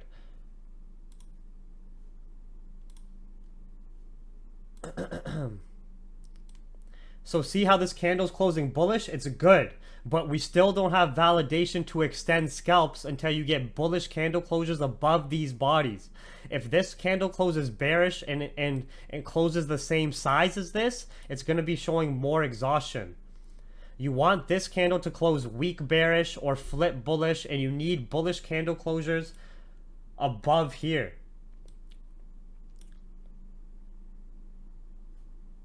Once you get bullish candle closures above here, you're going to have another quick pip squeeze you can take advantage of. That you can extend your trade. Even if this candle closes weak bearish like this with a bit of a wick there, the next candle pushes up bullish and closes above, that's what you want to see. You don't want to see this candle engulf these bodies and close back below. Then we're going to stay out of it. All right. So this candle's closing 1 second like this. It's still closed all right. See what I mean here? We want this candle though to continue bullish. If this candle makes a wick here and closes bearish below here, then get out of GU. We want to have a break above 1 minute candle body breaks above here to show us more buyers momentum to extend the trades. All right?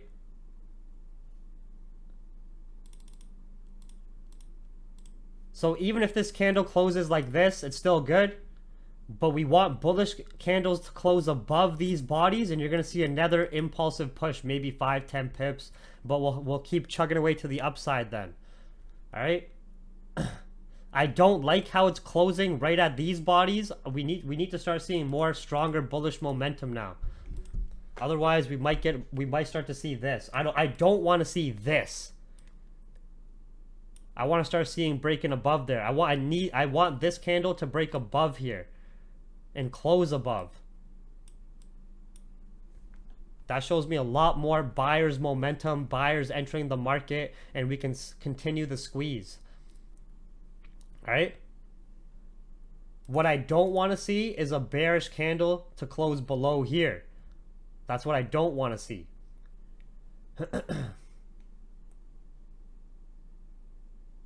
If this candle closes as is over the next 20 seconds, we're still good. But we want it to close, we don't want it to close at matching these bodies again. That's showing me a bit of rejection. I need bullish body candle closures above these previous bodies.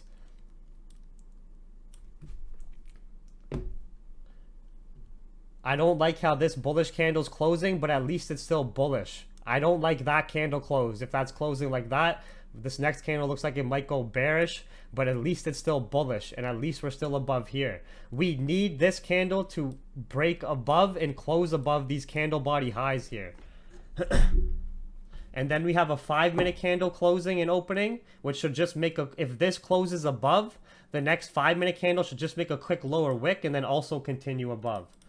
But I need the bullish candle closures above these bodies to the left.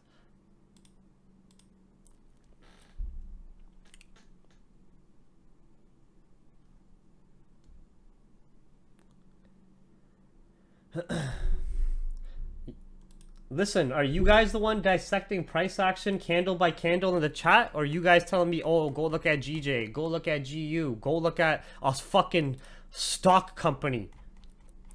You know what I mean? Hey, listen, anybody in the chat, Mac, go start your stream up.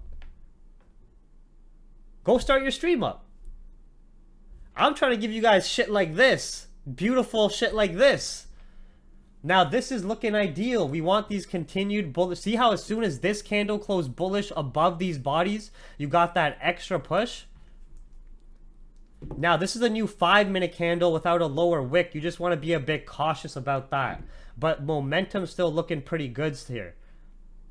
All right? If we get continuous bullish candles, that's ideal. What you don't want to see on the following candle is this get engulfed. You don't want to see this candle get engulfed. Now what I'm looking at, just like I was looking at these previous 1-minute price sensitivity areas, I'm going to be looking at here. I do not, because this is just a 5-minute candle opening up. We could still get a lower wick created. You get what I'm saying? So if this candle closes weak bearish and we start to close back below here, that's not what we want to see. We want just a little minor pullback to here maybe, and then right back above this area, and then continuation to the upside.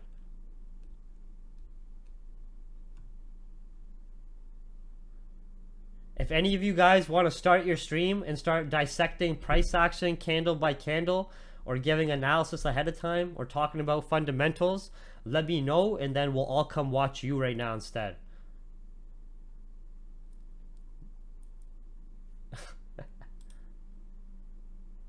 All right.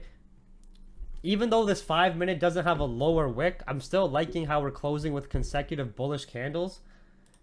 And this is the price area I'm going to be watching now.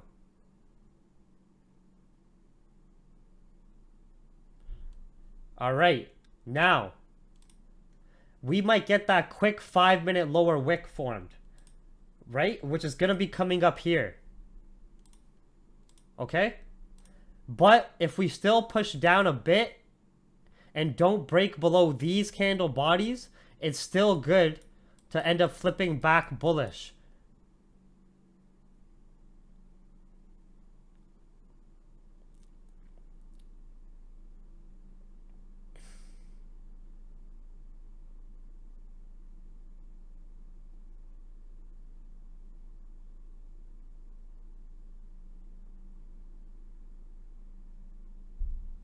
See?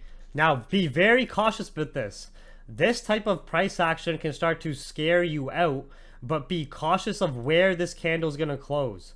If it closes below here, then get out. All right? If we close above here still, that's the 5-minute lower wick. If the next candle does this and ends up going bullish again, we're still valid. Just watch the price action here. Now, if this candle comes below here, get out of the trade, close up any scalps, leave it alone. The price action is not looking as clean if you have this rejection candle and then you close below here. But if this rejects this area and goes bullish again, then you're still good. Or if it closes weak bearish, or if we go back up like this, you're still good for scalping, extending scalps. All right? So this is closing in about 15 seconds. If it closes as is, it's still all right as long as we're holding above here in this little price zone we marked out.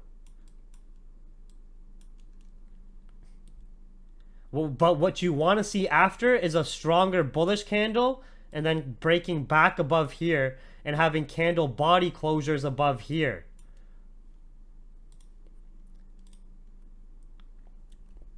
This isn't looking as good if this candle goes bearish below here. It's not looking as good then.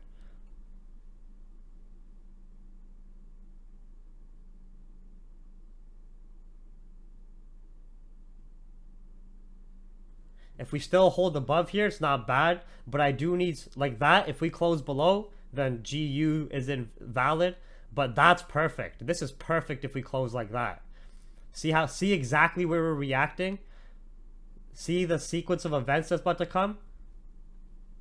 Oh shit. Oh, teasing the gang. Did you guys see that? Or is that my fucking screen glitch, yo? Okay, this isn't the best candle close here. At least it's bullish, but I would like a stronger bullish candle close here. Like I would like that. I would like that. And now we need to have a consecutive bullish candle closures like following these arrows here. We don't want any candle closures back below. Oh, shit, I didn't mean to do that. We don't want any candle closures back below here. All right. If this candle is a bearish engulfing that closes below, then the bullish price action isn't looking as strong. If we follow the arrows, then we're good.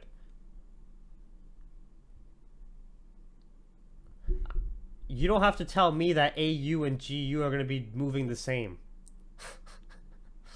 People think they're teaching me some shit.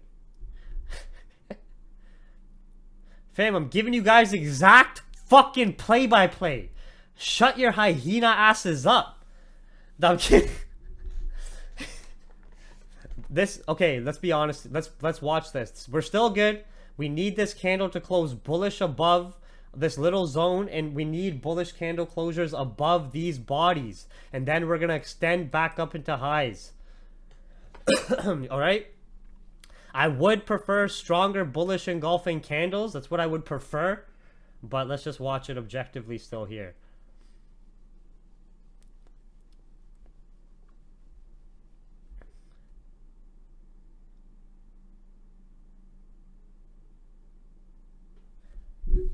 We need bullish candle closures above these bodies to have a continuation up with these buys.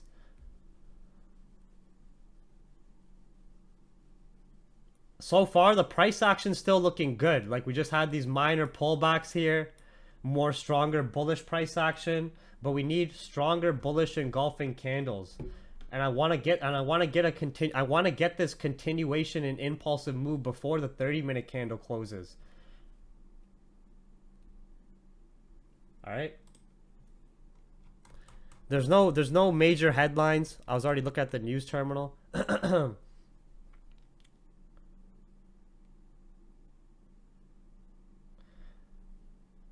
Mac, why are you timing out everybody?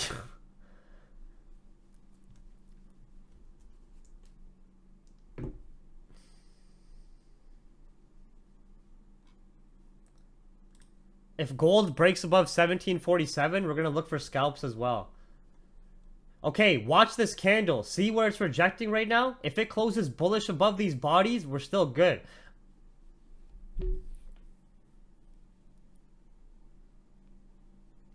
Oh, never mind, man. Why do I bother? Why do I do these free streams?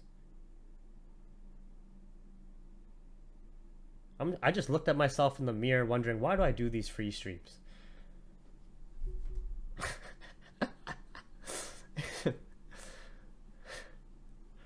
You know what, guys? I'm just gonna end the stream right now. You guys are a fucking mess in the hyena chat. Nobody's really even understanding what is really being told right in front of your eyes right now. You know these candles have trillions of, these candles have billions of dollars move. Look at the arrows. What else do you guys want from me? No, what the fuck? What the fuck? There's 15 pips right there from the level, 10 pips from where I was telling you guys. We're talking candle by candle breakdown. It even went to the top of the yellow arrow tip here and stopped. We're talking candle by candle sequence of events of the pullback, of where to reject, of where we're going up, of what to look for. And what the fuck are you guys talking about? What are you guys bickering about over there? What are you guys bickering about?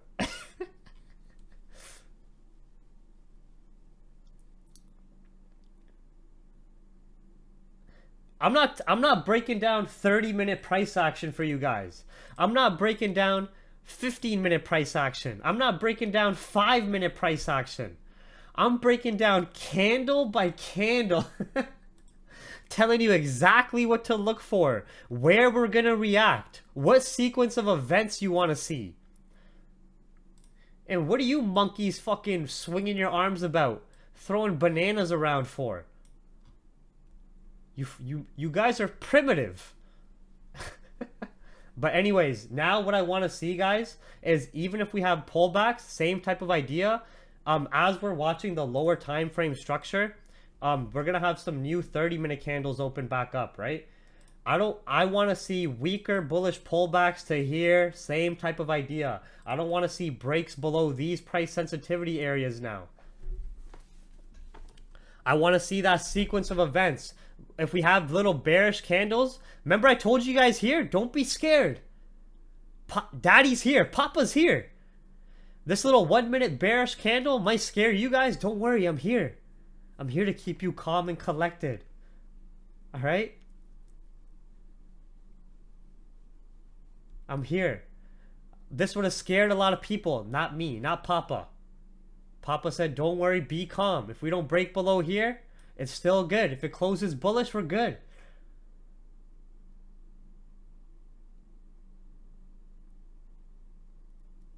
All right? GJ, we're still about it looks like 4 pips away from being at 0.200, so we're gonna wait till there. We also have new 30-minute candles. We also have new 30-minute candles in 9 minutes, so that's more volume coming in with the London session. We might get a deeper pullback. Remember, people be scalping 5 pips, 10 pips. You got a quick 15 pips, or at least 12 to 10 pips here. So far. Hopefully we can extend it.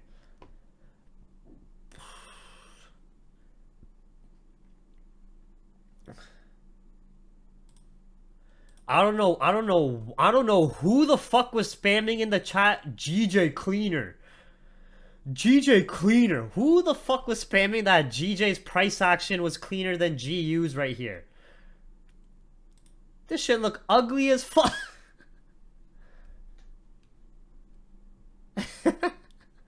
GJ's not GJ. The reason why I didn't look at GJ is because it's not clean in my opinion yet. We don't have the confirms for GJ yet. It's pretty messy, right? GU was looking a lot cleaner with these candle movements we were observing. Right? Okay, we're starting to get some exhaustion here, but this is what we're looking at. The new 30-minute might do a more aggressive pullback. You know how the 5-minute candles did these type of pullbacks, or the 15-minute candles did these type of pullbacks? Now when we're watching the 30-minute, if the 30-minute candle does a bit of a deeper pullback all the way down to here again, but we don't break below, don't mind it. We're still good. All right. What I would prefer is just a pullback to here, these previous candle body highs, and then continuing up. Now, pop quiz. Pop quiz. What would I need to see on the price action to see more buyer order flow entering the market and another squeeze to the upside? What would I need to see?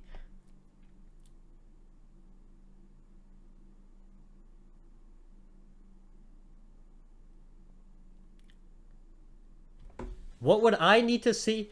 What would I need to see for a continuation of the upside? Bullish closure above where? These candle bodies where we're starting to get a bit of exhaustion. More likely this wick would be ideal. Exactly.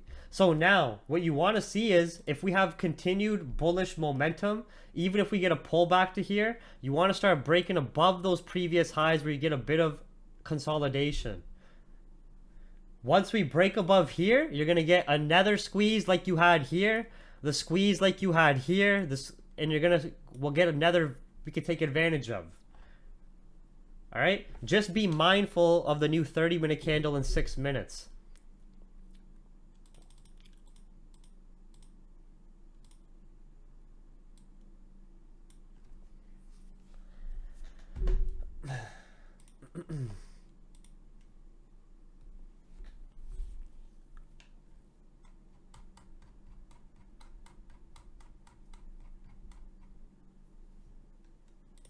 We're not touching gold yet. I'll tell you when gold looks better for buys above 1747 if the momentum's stronger.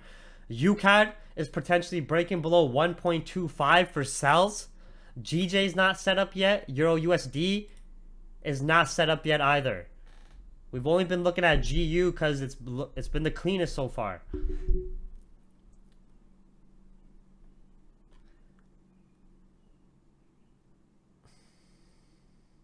Thank you, Timbuktu. Timbuktu always showing support.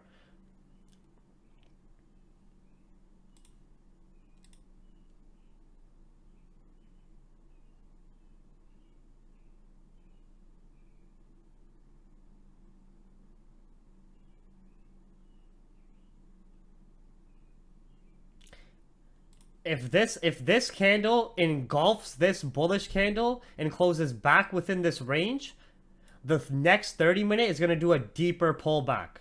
Just telling you guys if that happens. Like I've seen that, you know what I mean?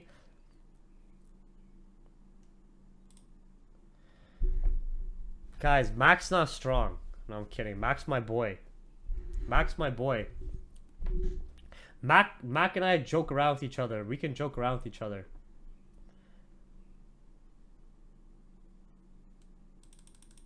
Let's watch these new 30-minute candles. In about how much time here? 4 more minutes.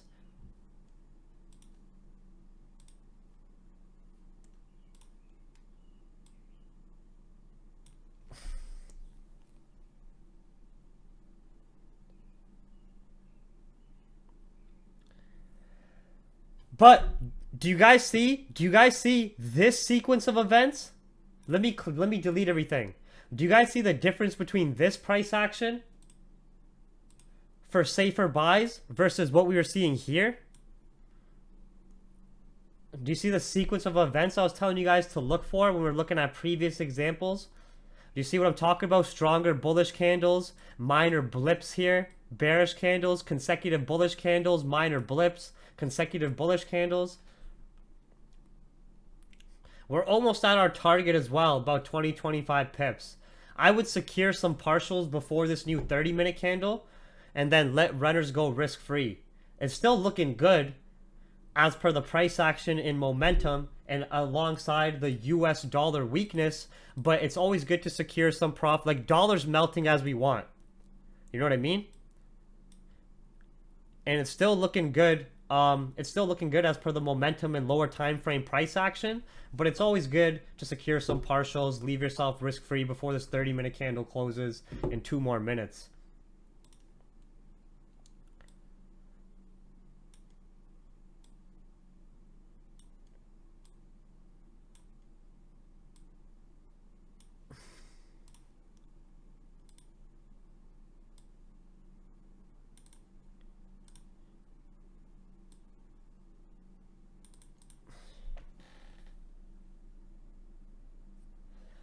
All right.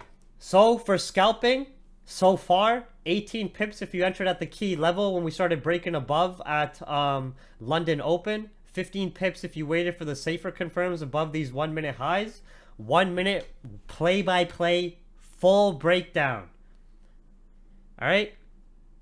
No telling you guys shit after the fact. Remember how I was telling you guys that price action? I was saying it's not after the fact. No guessing games. I gave you guys the analysis ahead of time of the price points I wanted to enter at, of what to look for, of the scalp potential, and the exact 1 minute play-by-play, candle-by-candle price action breakdown. I don't know what more else you could want for scalp analysis, at least. Right?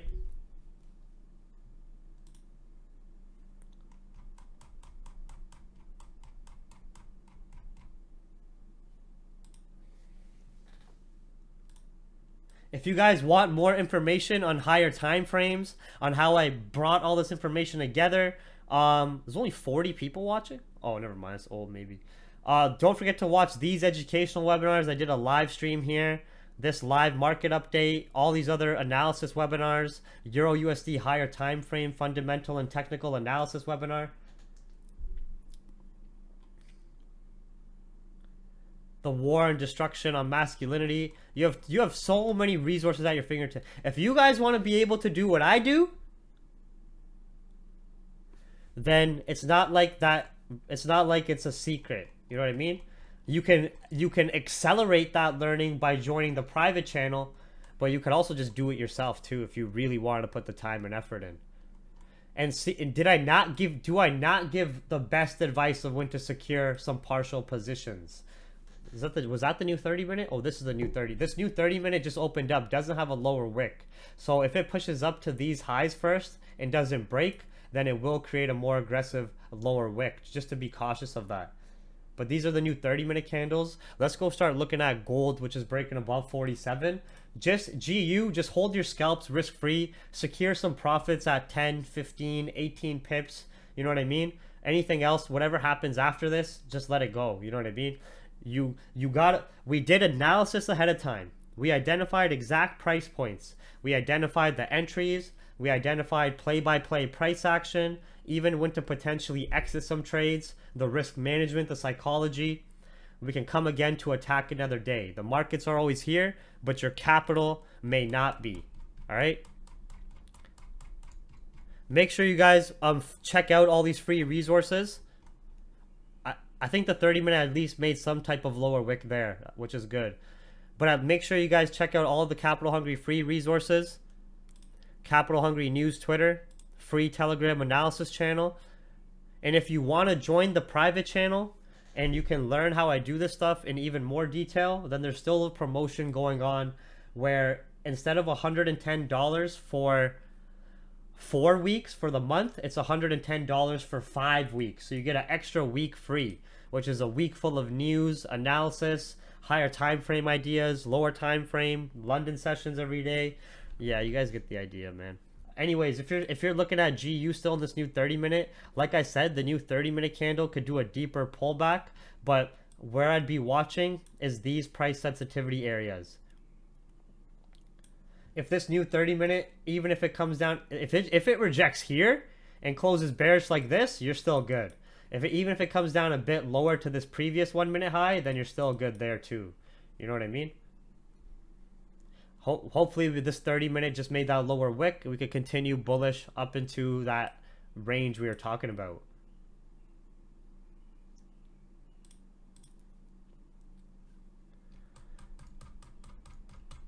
No, I've just been scanning these headlines.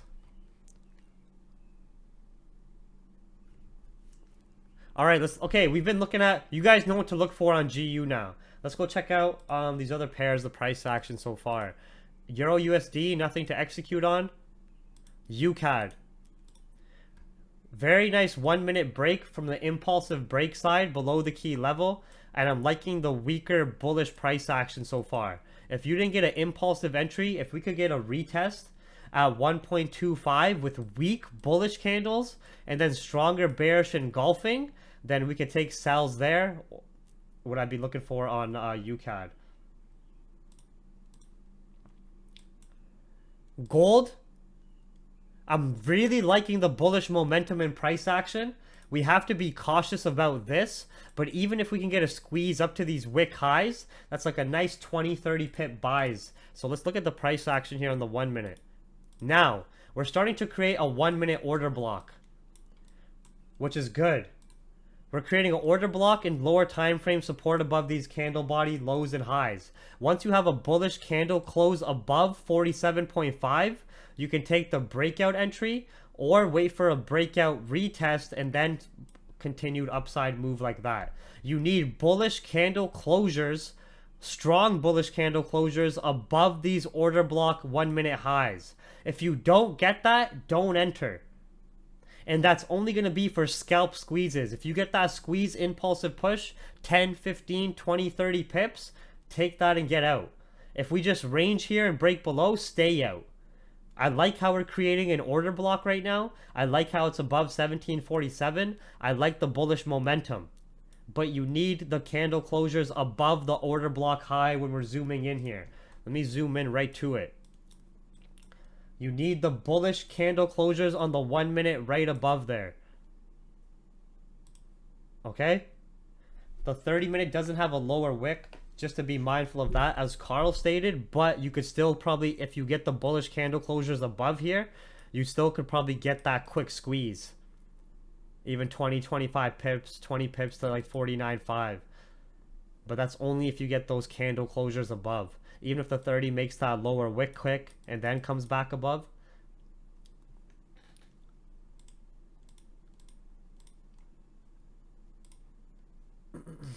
All right, so that's where I'd be looking at.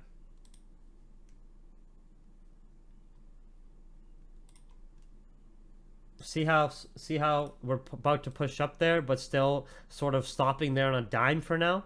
Once you get bullish candle closures, even like up to here, then the following candle makes a quick lower wick and fails to break below, and then you clear above that high, you're gonna get a nice impulsive squeeze.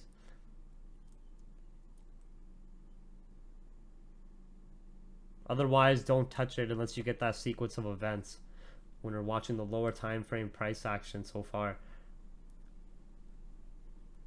That's why I like the 1 minute time frame. You can watch reactions between buyers and sellers exactly on the dot. Like even when order blocks, see what I mean?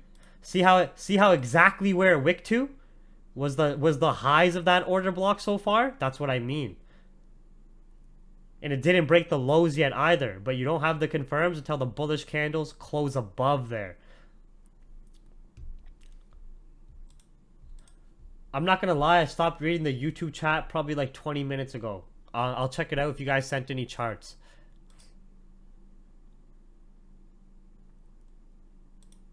Euro USD we're not gonna touch. UCAD still looks alright. GU's doing that more aggressive pullback for the new 30-minute candle. But like we're talking about, we expected that deeper pullback for the new 30-minute anyways. That's why we were looking to secure some positions up here when we had the opportunity to do so as we were scalping.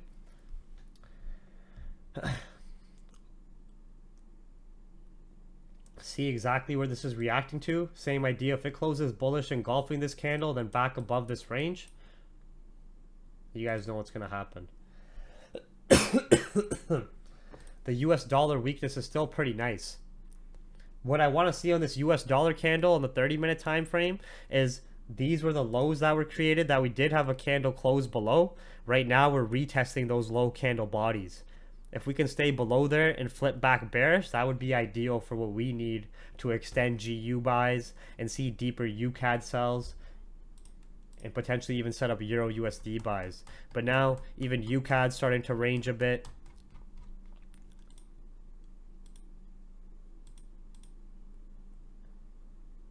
Yeah, see how we're starting to create this?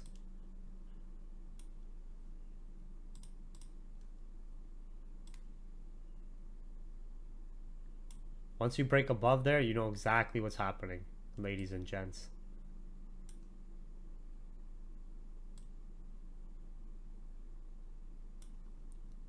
And obviously the new highs we would need to break above there.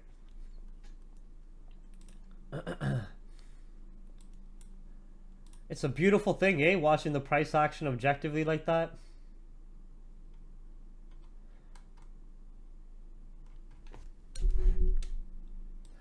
Mac, I hope you weren't calling me a little Indian guy when you know I'm bigger than you, bro. Come on, Mac. Come on, Macedonian. Don't make me send pictures of how tall you are to the chat in public, bro. Who are you talking to, man? You better clear the air right now. You better clear the air right now.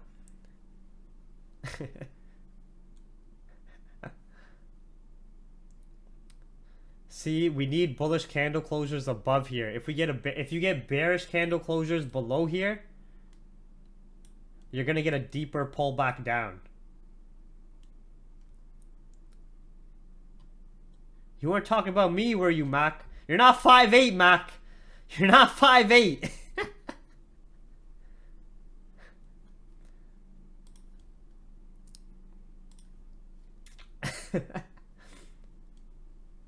You're not 5'8", Mac.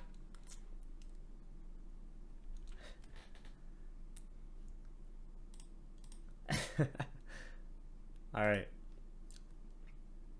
Same thing still here with gold. No confirms with breaks above the order block high. So we're not going to touch it. Everyone in the gulag gives out 4-foot energy. Everyone in the YouTube chat gives out energy like you're 4 feet tall. Nothing against short people though. you know I'm joking around with you guys. I really got to go to the washroom though. Damn, US 30 gave us those 33,800 buys as well that I sent to the private chat with that little order block and support formed above that level. Very nice. 6'4"? Damn, you're tall, bro. 6'4"'s tall. 5'8", just not in the place you think. Everybody give Dan Stroff a round of applause for his kindergarten level joke. If we were in grade 1, the class would be laughing their ass off right now as you're trying to talk about your penis size. But guess what? You're not. You're in a trading pit with lions. That joke's not funny.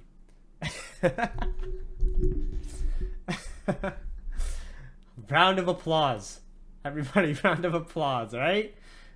No, I'm just playing around. I gotta go to the washroom though, quick, guys and gals. I'll be back in a second here, alright? Make sure you guys like and subscribe. We don't have any high impacting headlines. We don't have any economic events to focus on. We're still looking to extend these GU scalps. GJ's messy. Gold's not giving us any clean setups yet. Unless we break above that order block high. UCAD is potentially, as we broke below the key level for those sells we're talking about. Nothing like extravagant yet. I think it's only up like 12 pips below the key level. We don't have any economic data until US economic data at New York at 8:30 a.m. Eastern. You guys can see it on your screen there. These key fundamental points are still very much active with the market optimism. Don't forget your mental reminders.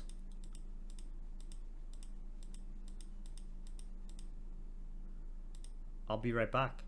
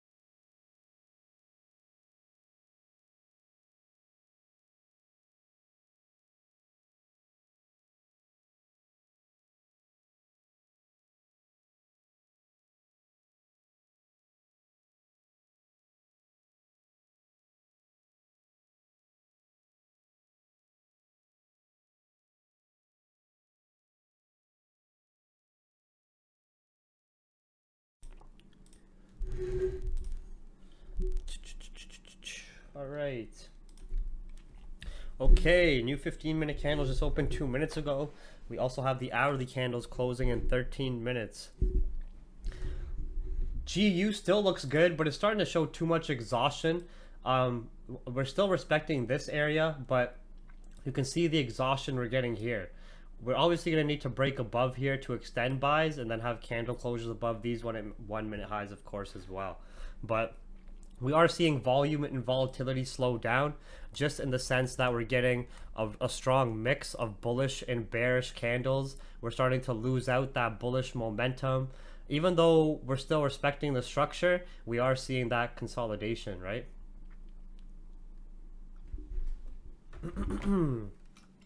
Yeah. No, that's because I was eating quick.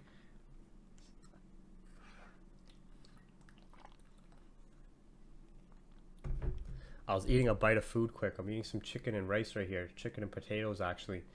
I want to go heat that up. But yes, GU still looks good. We just need the candle closures above here, then this price sensitivity area. GJ is a lot messier. That's why I didn't want to touch GJ in this higher time frame range and consolidation zone that it's been in, unless we broke above 150.200, which would be breaking out of this bearish corrective structure and where we had all this previous rejection just over the last intraday period, and obviously right here now as well. Once you break above, there's a lot more room for upside and scalps above 150.200. Gold, no clean confirms for the gold buys. See what I mean here? Where you had the order block being formed and you didn't break above it, and as you break below, you start to get a deeper squeeze to the downside. We would still need to come above 1747.600 to start taking gold buy scalps.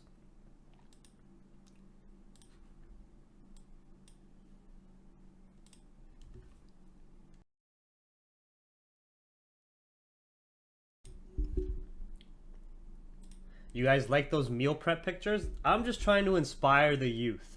Sometimes, you know, post a little flex, post a little meal prep. I cook, I clean, work out, run these streams, trade.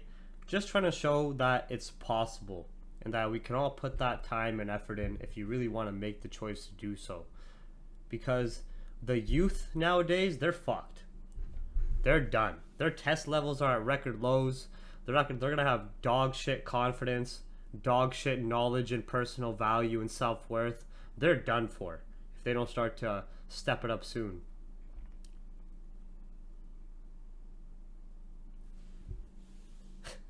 Max said, check out Hero Meals. What's Hero Meals?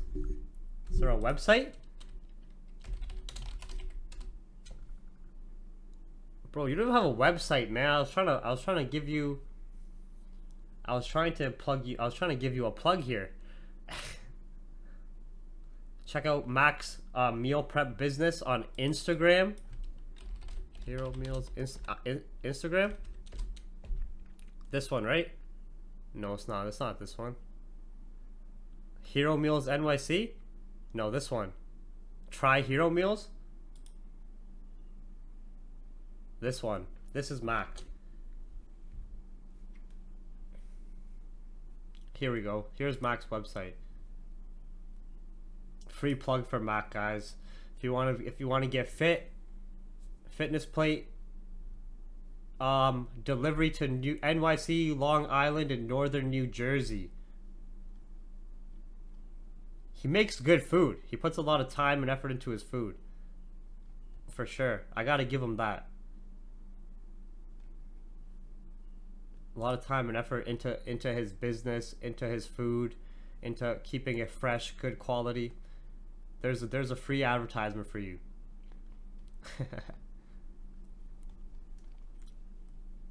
Hero Meals, a better way to eat. How it works: first you order, then you check out, then you get your doorstop delivery.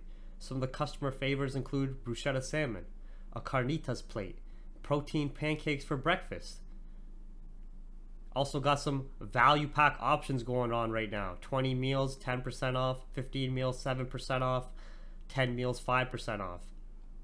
Put in your zip code to check out delivery. Follow on Instagram.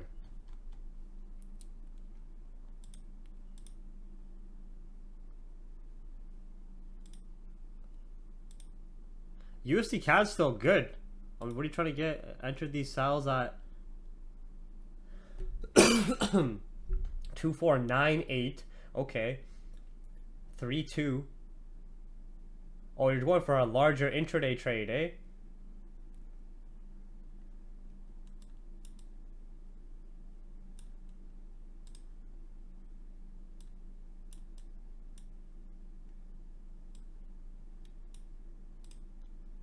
My SL. Well, yeah, you're going for an intraday trade, so you're going to target these previous lows, right? I would be watching price action objectively until you're maybe 20, 30 pips in profit. Otherwise, you do have the potential of getting caught in a pullback with the new 4-hour candle in New York. I would step away from the charts and let this intraday trade run after we've had something like this, a significant cleaner break. Because then at that point, if you do get retests, it's still all good. Your trade's still very much valid. It's just retests at that point as we've created more of a significant low. And then you can just let your trade run its course, you know?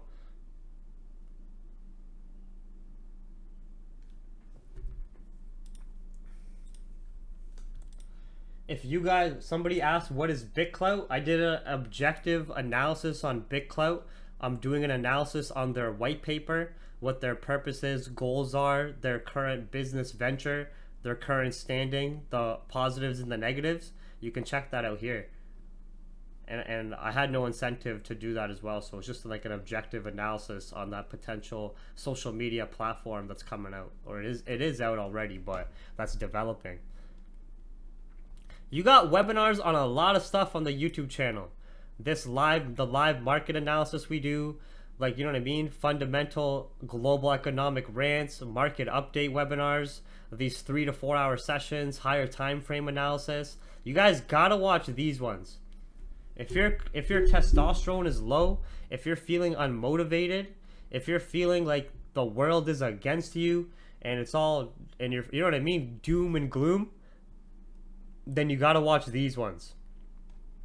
The pandemic rant, we are in a mentally weak and sick society, how to break out, blissful ignorance, the world is hypnotized, society is hypnotized, how to break out, the 1% in the war on masculinity.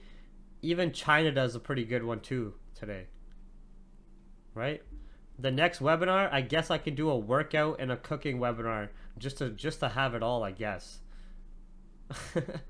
I'll do a live workout video next time and a live cooking video of when I'm cooking chicken and potatoes and stuff like that. Then that's it. Then you got everything you need on Capital Hungry. Yeah, but make sure you check it out. This is a bunch of free resources. You know? The Capital Hungry News Twitter, it doesn't post as many headlines as obviously the news terminal to the left. That's just for private channel members.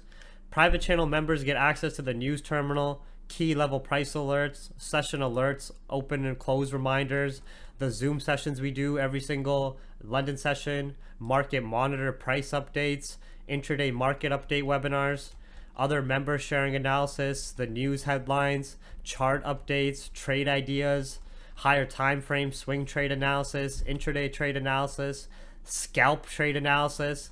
That's just in the trade room.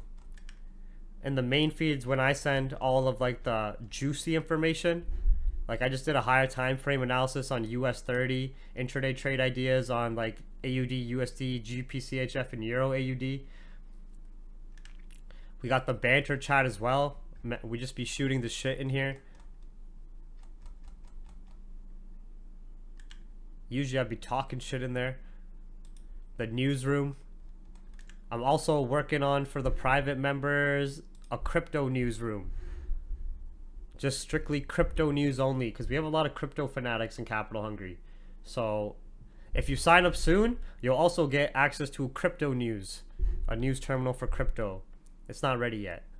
It'll be just like this news terminal for financial market news, but for crypto markets only.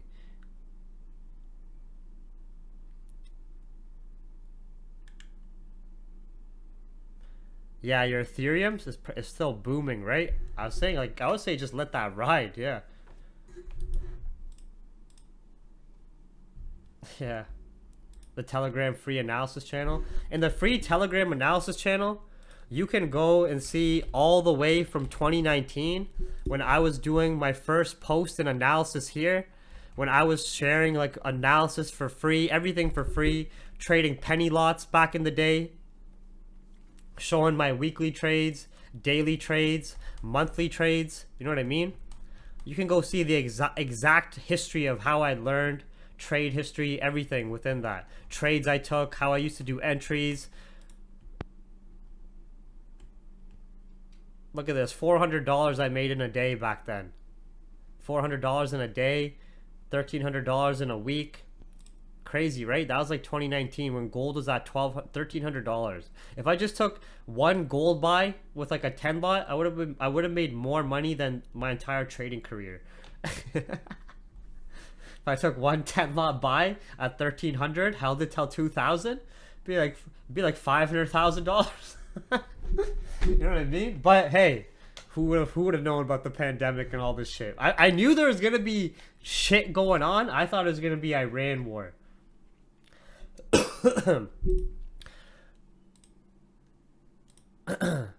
You can also see nowadays the trades I take nowadays. Instead of making $1,000 in that last week and a half, what I made in 2019, now using the same concepts, principles, but just increasing my capital experience. Now in the last 2 weeks, I made 25K. You know what I mean? I showed it when I was up 13K, 18K, 25K. That's why I'm not trading for like the next. That's why I'm not trading for like the next 2 weeks. I'm just taking a break. Cause why not? Especially because I'm waiting for gold to break out either below 1720 or above 1760. I know that's going to be the easiest 10 lot I can slap. That'll run like, you know what I mean? That'll run like 100 pips, no problem. Once it breaks below 1720 or above 1760. And I'm waiting for GJ to break above 151. That'll be the easiest 10 lot I can slap as well. Those two trades are what I'm really waiting for. GJ to break out of this range and either continue with the optimism and break above 151. I'll slap a 10 lot and let that ride. Or gold above 1760. That'll be easy buys too. I haven't really been fighting these ranges, you know?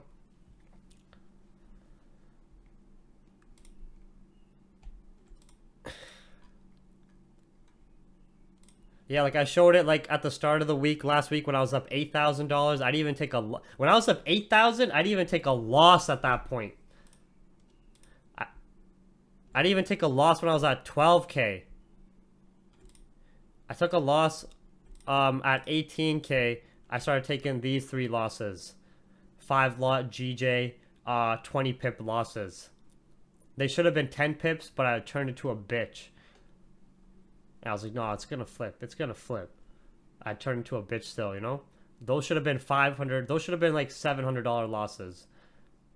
But I still had enough risk management to close it out there and still, like, you know what I mean? Manage. These are more risk managed trades where I'll close for like 5-10 pips because the price action wasn't clean enough.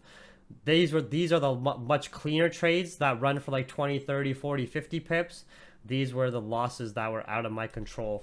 This was the controlled loss. You can see it was a 5 lot 10 pip loss. This was shitty losses where I had a 10 pip stop loss, but as it was coming down there, I moved it another 10 pips down.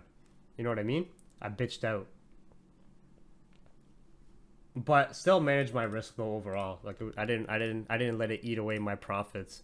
And then after that, I ended the week off with 25K.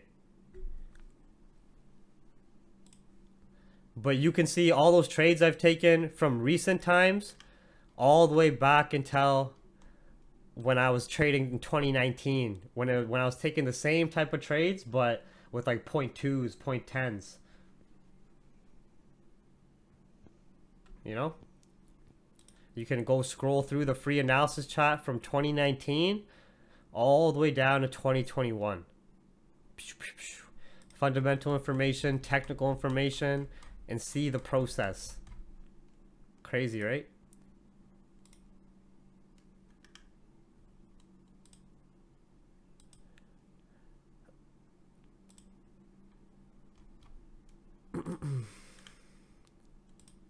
I'm just checking these news headlines because we have the new hourly candle that just opened up 2 minutes ago. You think it's demo? I trade full time. Like, I quit my job last year. Why would I be? A private chat have seen the withdrawals go straight to the account. You could actually, if you really want to scroll through that free analysis channel, you can find the withdrawals. Like, you can see when I say, hey, I'm doing a withdrawal. Here's the withdrawal request. Here's the withdrawal approval. Here's the withdrawal that hit my here's the withdrawal that hit my account. But like, if you want to think I'm demo, that's up to you. You know what I mean? That's up to you. You want me to go on the GJ chart and break down that loss? It was just me taking high risk, high reward buys. We didn't break out of the same range we're in still.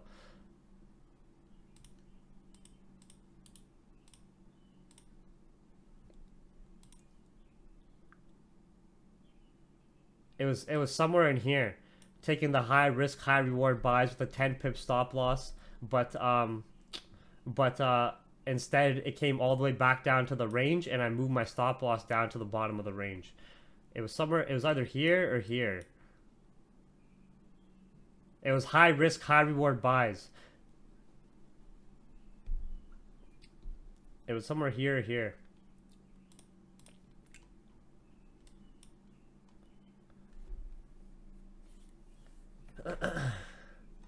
What car do I drive? I drive an Audi S4. I don't know why that. Why do you guys ask such useless ass questions? Gold, we're only looking for buys on gold if we come back above 1747. See the rejection and how we had this order block created and how we broke to the downside of the order block instead to get that impulsive downside move. So we're only looking for buys on gold, like at that higher time frame analysis points I said, or if we come back above 1747. Can you send every week? Yeah, you guys can check it out in the, like, I don't trade every single day, every single week anyways. It's not good to trade every single day and have that much exposure in the markets.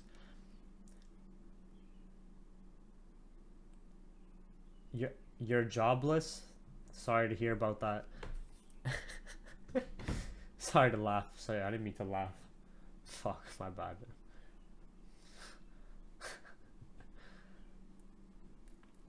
What else we got going on? Supercharged? No, I got stage 1 APR tune on it. That's it. I got it. Do I have a picture of it anywhere? I probably sent Mac has seen pictures because I sent it to the other chat all the time. I got it wrapped gunmetal vinyl gray with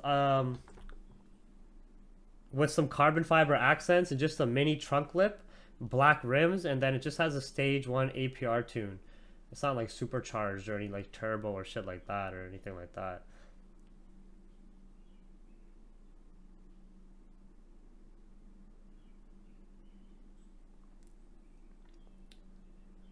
Oh, you have a RS4, man.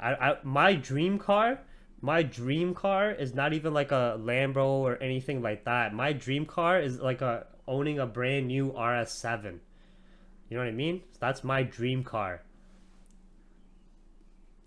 Is a murdered, blacked out RS7, brand new, whatever year it's gonna be that I can afford it. You know what I mean? Maybe it's like 2025, 2030, but that would be. That thing is a fucking beauty.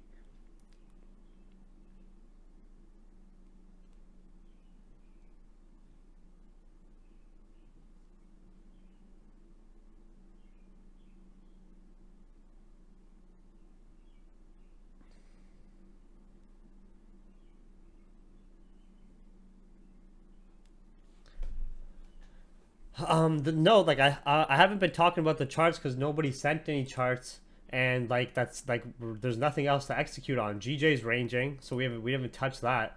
GU is still active, but it's starting to slow down in range. I gave the best time of when to close some partial positions. Euro USD starting to range now. UCAD, it looks like we're going to get the pullback to retest 1.25, but nothing too significant is going on. Volume and volatility starting to slow down a bit. We don't have any crazy negative headlines or any headlines really. Volume and volatility slowing down. I'm grateful we got to take advantage of this GU play candle by candle. Like, that's blessed for a scalp, like, and just for a scalp with the volume.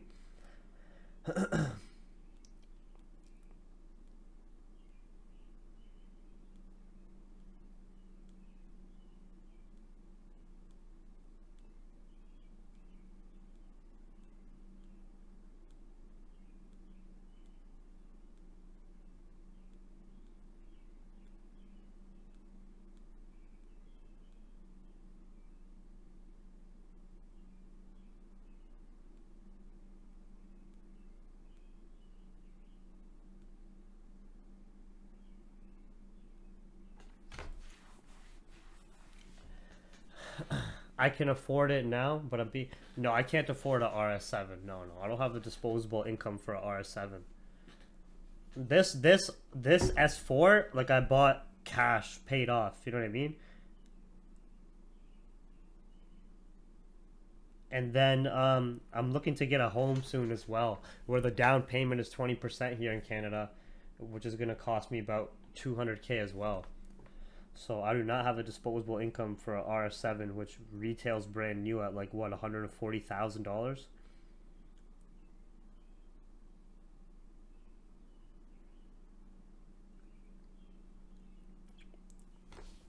Yeah. Any other? What's going on?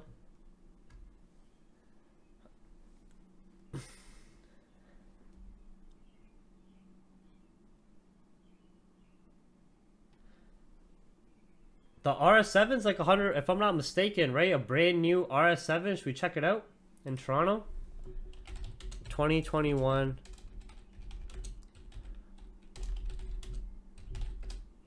Let's check it out here. 115, but this is US dollars. So 140K CAD, roughly. I'm in Oakville area. Houses are $1 million here, and they're dog shit houses. I want to move to Texas. Yeah, I can't afford that. But it is a thing of beauty. That's my dream car. No, I think the RS7's much better than the R8. I would much better get the I would much rather pay for the RS7 than the R8. I'm not saying the R8 it's not nice. I just think the RS7 is much nicer.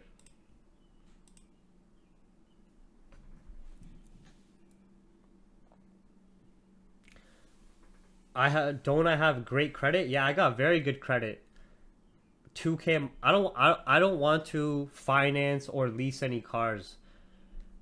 This S4 that I bought, I just paid for it cash, and I paid about 40 grand for it cash, and then I just paid another $5,000 on top just for like the wrap and carbon fiber accents and like a little bit of work done to it and the APR tune, and then another like $3,000 for a set of summer rims and tires, so maybe about 50K total. But like, I don't have any car payments. I don't have any money owed to anybody. I'm not in any debt. I have zero debt in anything. That's the good thing. All my student loans I ever had, I paid off as I was working, because I've been working since I was like 15 years old, right? I don't have any credit card debt. I don't have a mortgage yet. The only debt I'm going to be taking on is a mortgage when I purchase a home. But I don't even want to live in Canada anymore. It's just not nice.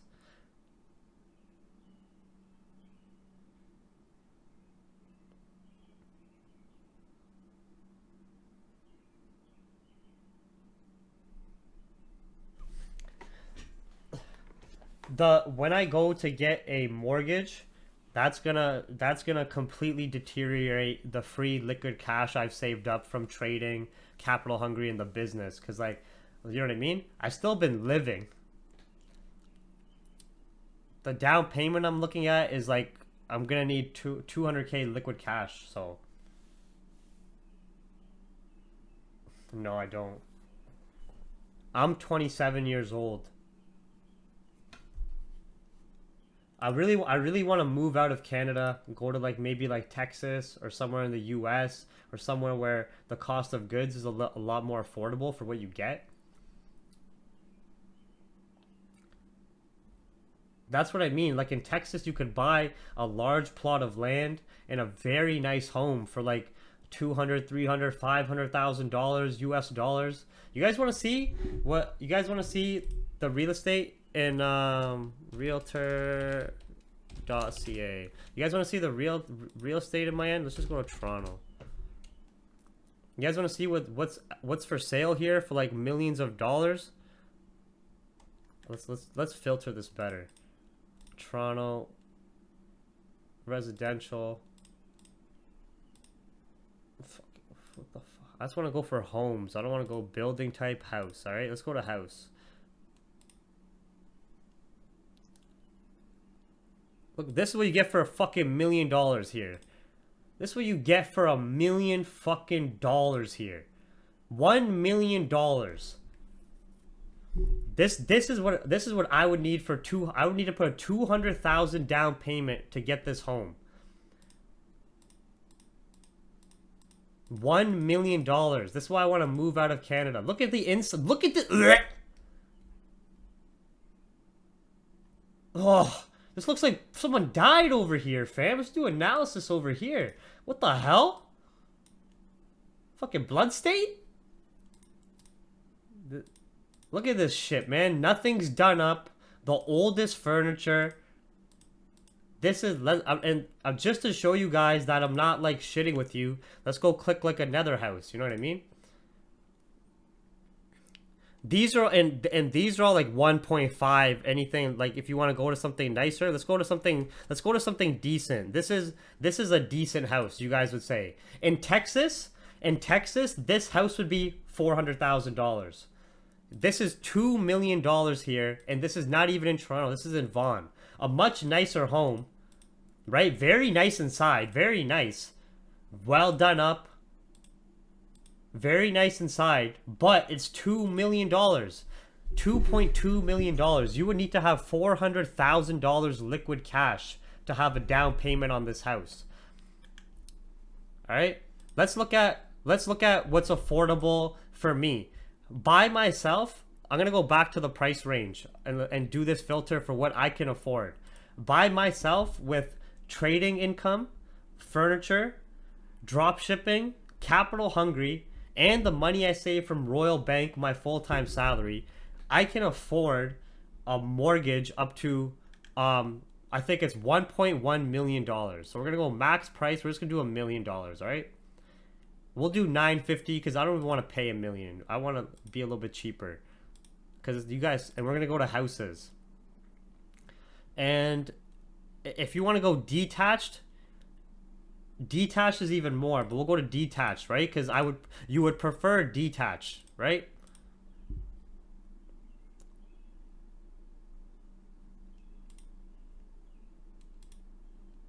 This house is $800,000 Canadian dollars. $800,000 for a 2-floor bungalow like this. It's not that done up. Right? Regular ass basement, $800,000. That still needs 20% down.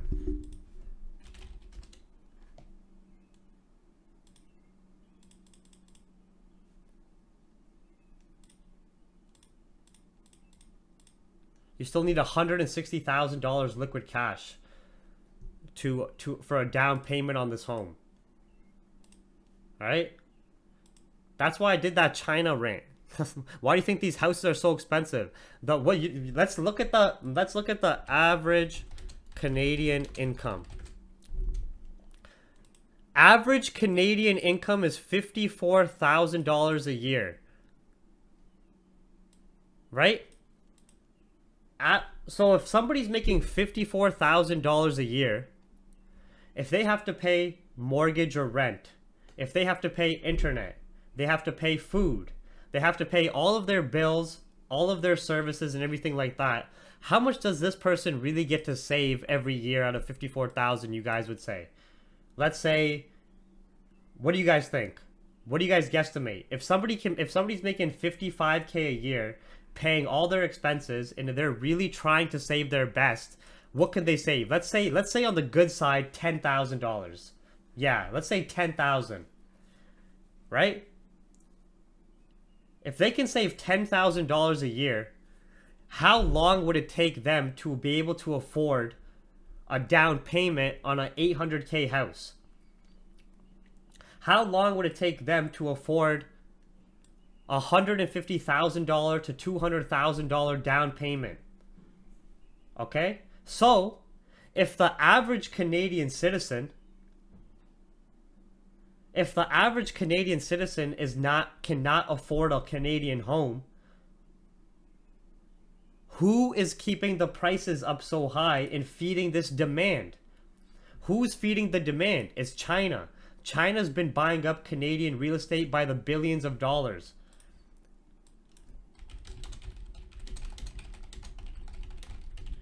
Look, who's buying the most Canadian real estate in Canada?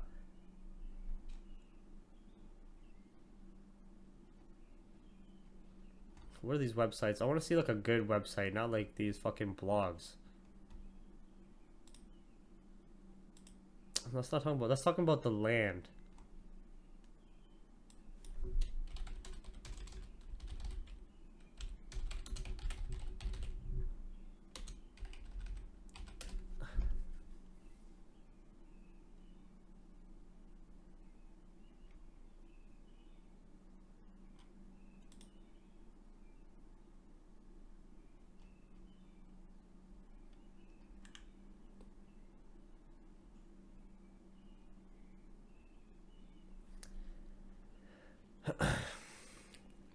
Here we go, the migrationbureau.ca.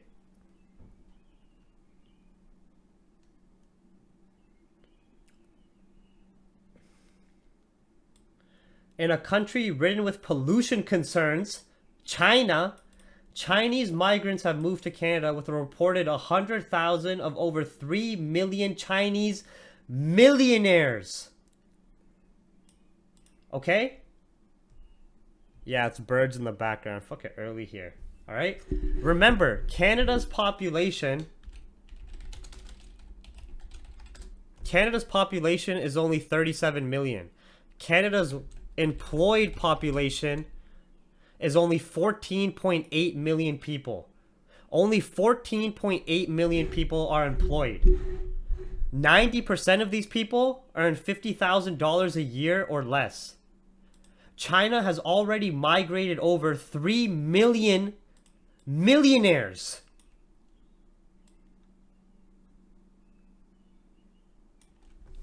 Can you guys read that? Now go watch this webinar. That foreign buyer tax isn't slowing down these millionaire and billionaire Chinese investors. We're shit. Canada only has 14 million working class people, where the majority of them earn $50,000 or less, and China has already sent over 3 million millionaires. 100,000 millionaires, with more to come. They're just going to keep coming. Right? China has more millionaires and billionaires than Canada has overall people. Our Canadian government has been openly selling our land, our resources, and our real estate, commercial, residential, and industrial to China because China's land is getting destroyed. China has to come somewhere else now. If you guys want more information, go watch this webinar. It'll teach you a lot about that. Because China has, through their ventures in industrial growth and becoming an economic powerhouse, China has also destroyed their land environmentally, where it's not going to be able to sustain life much longer with the amount of pollution and environmental destruction that has been the price to pay with all of that industrial booming economy. You know what I mean? So when you're wondering to yourself, wait a second, Canada only has 30 million people, only 15 million of them are working. Canada, out of the 15 million people that are working, the majority of them are earning $50,000 or less. It would take them 20 years to save up a down payment for these homes. Why are these houses $900,000 for these pieces of fucking dog shit houses? It's not like these are mansions. This house is $800,000, fam. This looks like a trap house in Chicago. This looks like a trap house in the US for $800,000 here. You're telling me this doesn't look like a trap house? $800,000. Right? It's because all of the land, all of the property and real estate, it's being propped up by the demand of foreign investors.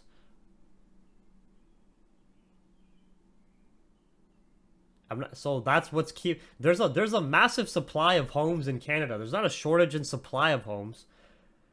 But Canadian citizens themselves just mathematically can't afford the homes when we just looked at the numbers. So why are the prices so high? What's keeping the numbers up? Who's eating that demand up? It's China.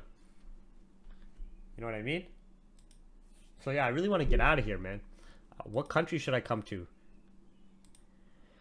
So GBP USD, that's why I advised we exit positions at this area. We're getting that deeper pullback now, right back to entries. But it's all good. We caught 18 pip buys or even 15 pip buys, straight candle breakdowns there. GJ's messy, gold is messy, UCAD as well. You know, I gotta either go to Texas or somewhere in the US where like the states just run on their own laws, or like go to a part of Asia like Thailand, Vietnam, maybe Singapore. Singapore's booming right now. Singapore is gonna be the next big spot. Trust me, Singapore's booming. Singapore, and they're very nice people as well and shit too. You know what I mean? I have the resources where if I want to get up and move somewhere, I can do that because like I trade by myself. I run Capital Hungry. You know what I mean? If I want to go move to Japan and just go live in Japan and pay rent for 6 months just to go experience it and meet my anime mans, I can go do that. I just have to make that decision, and it's just and I'm not scared. You guys know me. I'm not scared to take risks or to make those decisions. It's just the pandemic's made it so hard, right? Would I actually move to Japan long term? I would only move to a place long term after first experiencing it. I would live there for at least a few months to experience it. If I enjoy it and I'm really happy there, then I would move there, yeah. I would go through the process to move there. Singapore and Japan, I really want to check out. Australia, I'm not going to go to. Australia is the same as Canada. It's going to get taken over by China. It's going to be the same thing. It's going to be very similar. I'm not saying Australia is not a good country, just like I'm not saying, just like it's not like Canadians are bad people or Canada's a bad country. There's just not that much opportunity here. There's not that much business here. Canadian citizens don't have much of a backbone. They just put their heads down and nod their head and say yes to whatever the government says. And it's going to be taken over by China, in my opinion. Same with Australia, is going down that path as well. You know?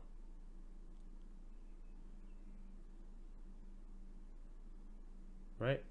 All right, everybody. I'm going to see you guys later. It's coming to 4:30 a.m. Eastern. I'm getting tired. The birds are chirping over here. We didn't execute any trades except for on GBP USD for either the 18 pip or the 15 pip buy scalps, candle by candle breakdowns, exactly when to enter, what to look for, what to expect, where to close positions, right? GJ was messy in that range. Gold was messy. We didn't get the clean confirms when we were observing this order block. UCAD gave a quick impulsive sell for like 10-15 pips below the level. We didn't have really any high impacting headlines. We didn't have any economic events to focus on. I'm going to save this and upload it. You guys can always rewatch it. Please make sure you do your part. Like the stream, share it around, share the YouTube channel around. If you guys were interested in just what I was talking about China, make sure you check out this webinar I did 6 hours ago. You can also see what I look like for all you guys who always want to see what I look like. And check out all these other webinars as well. It's just free information and value that's going to bring value to your life and increase your understanding of the world, in my opinion, if you're open to it, right? So tons of webinars, past analysis, everything you need on the YouTube page, Capital Hungry Twitter, Capital Hungry Telegram analysis channel. For anybody who wants to join the private channel where we do these London sessions every single night, we do swing trade ideas, intraday trade ideas. You get access to the newsroom. You get access to key level price alerts, the Capital Hungry Market Monitor, session reminders, other members' trade ideas and analysis, weekly recap sessions, intraday trade ideas, the banter chat, the 50 webinar educational vault. There's tons of shit in the private chat. But currently we're still running a promotion where instead of $110 for 4 weeks, it's $110 for 5 weeks. And somebody said that's a ripoff, and then we were looking at all the marketers. And we're actually the cheapest right now. Capital Hungry is the cheapest service. It's cheaper than Q Bank's Wall Street Academy. It's cheaper than Daniel Savage's Signals. It's cheaper than IML and the MLM services. It's cheaper than Astro Forex. It's cheaper than all of them still.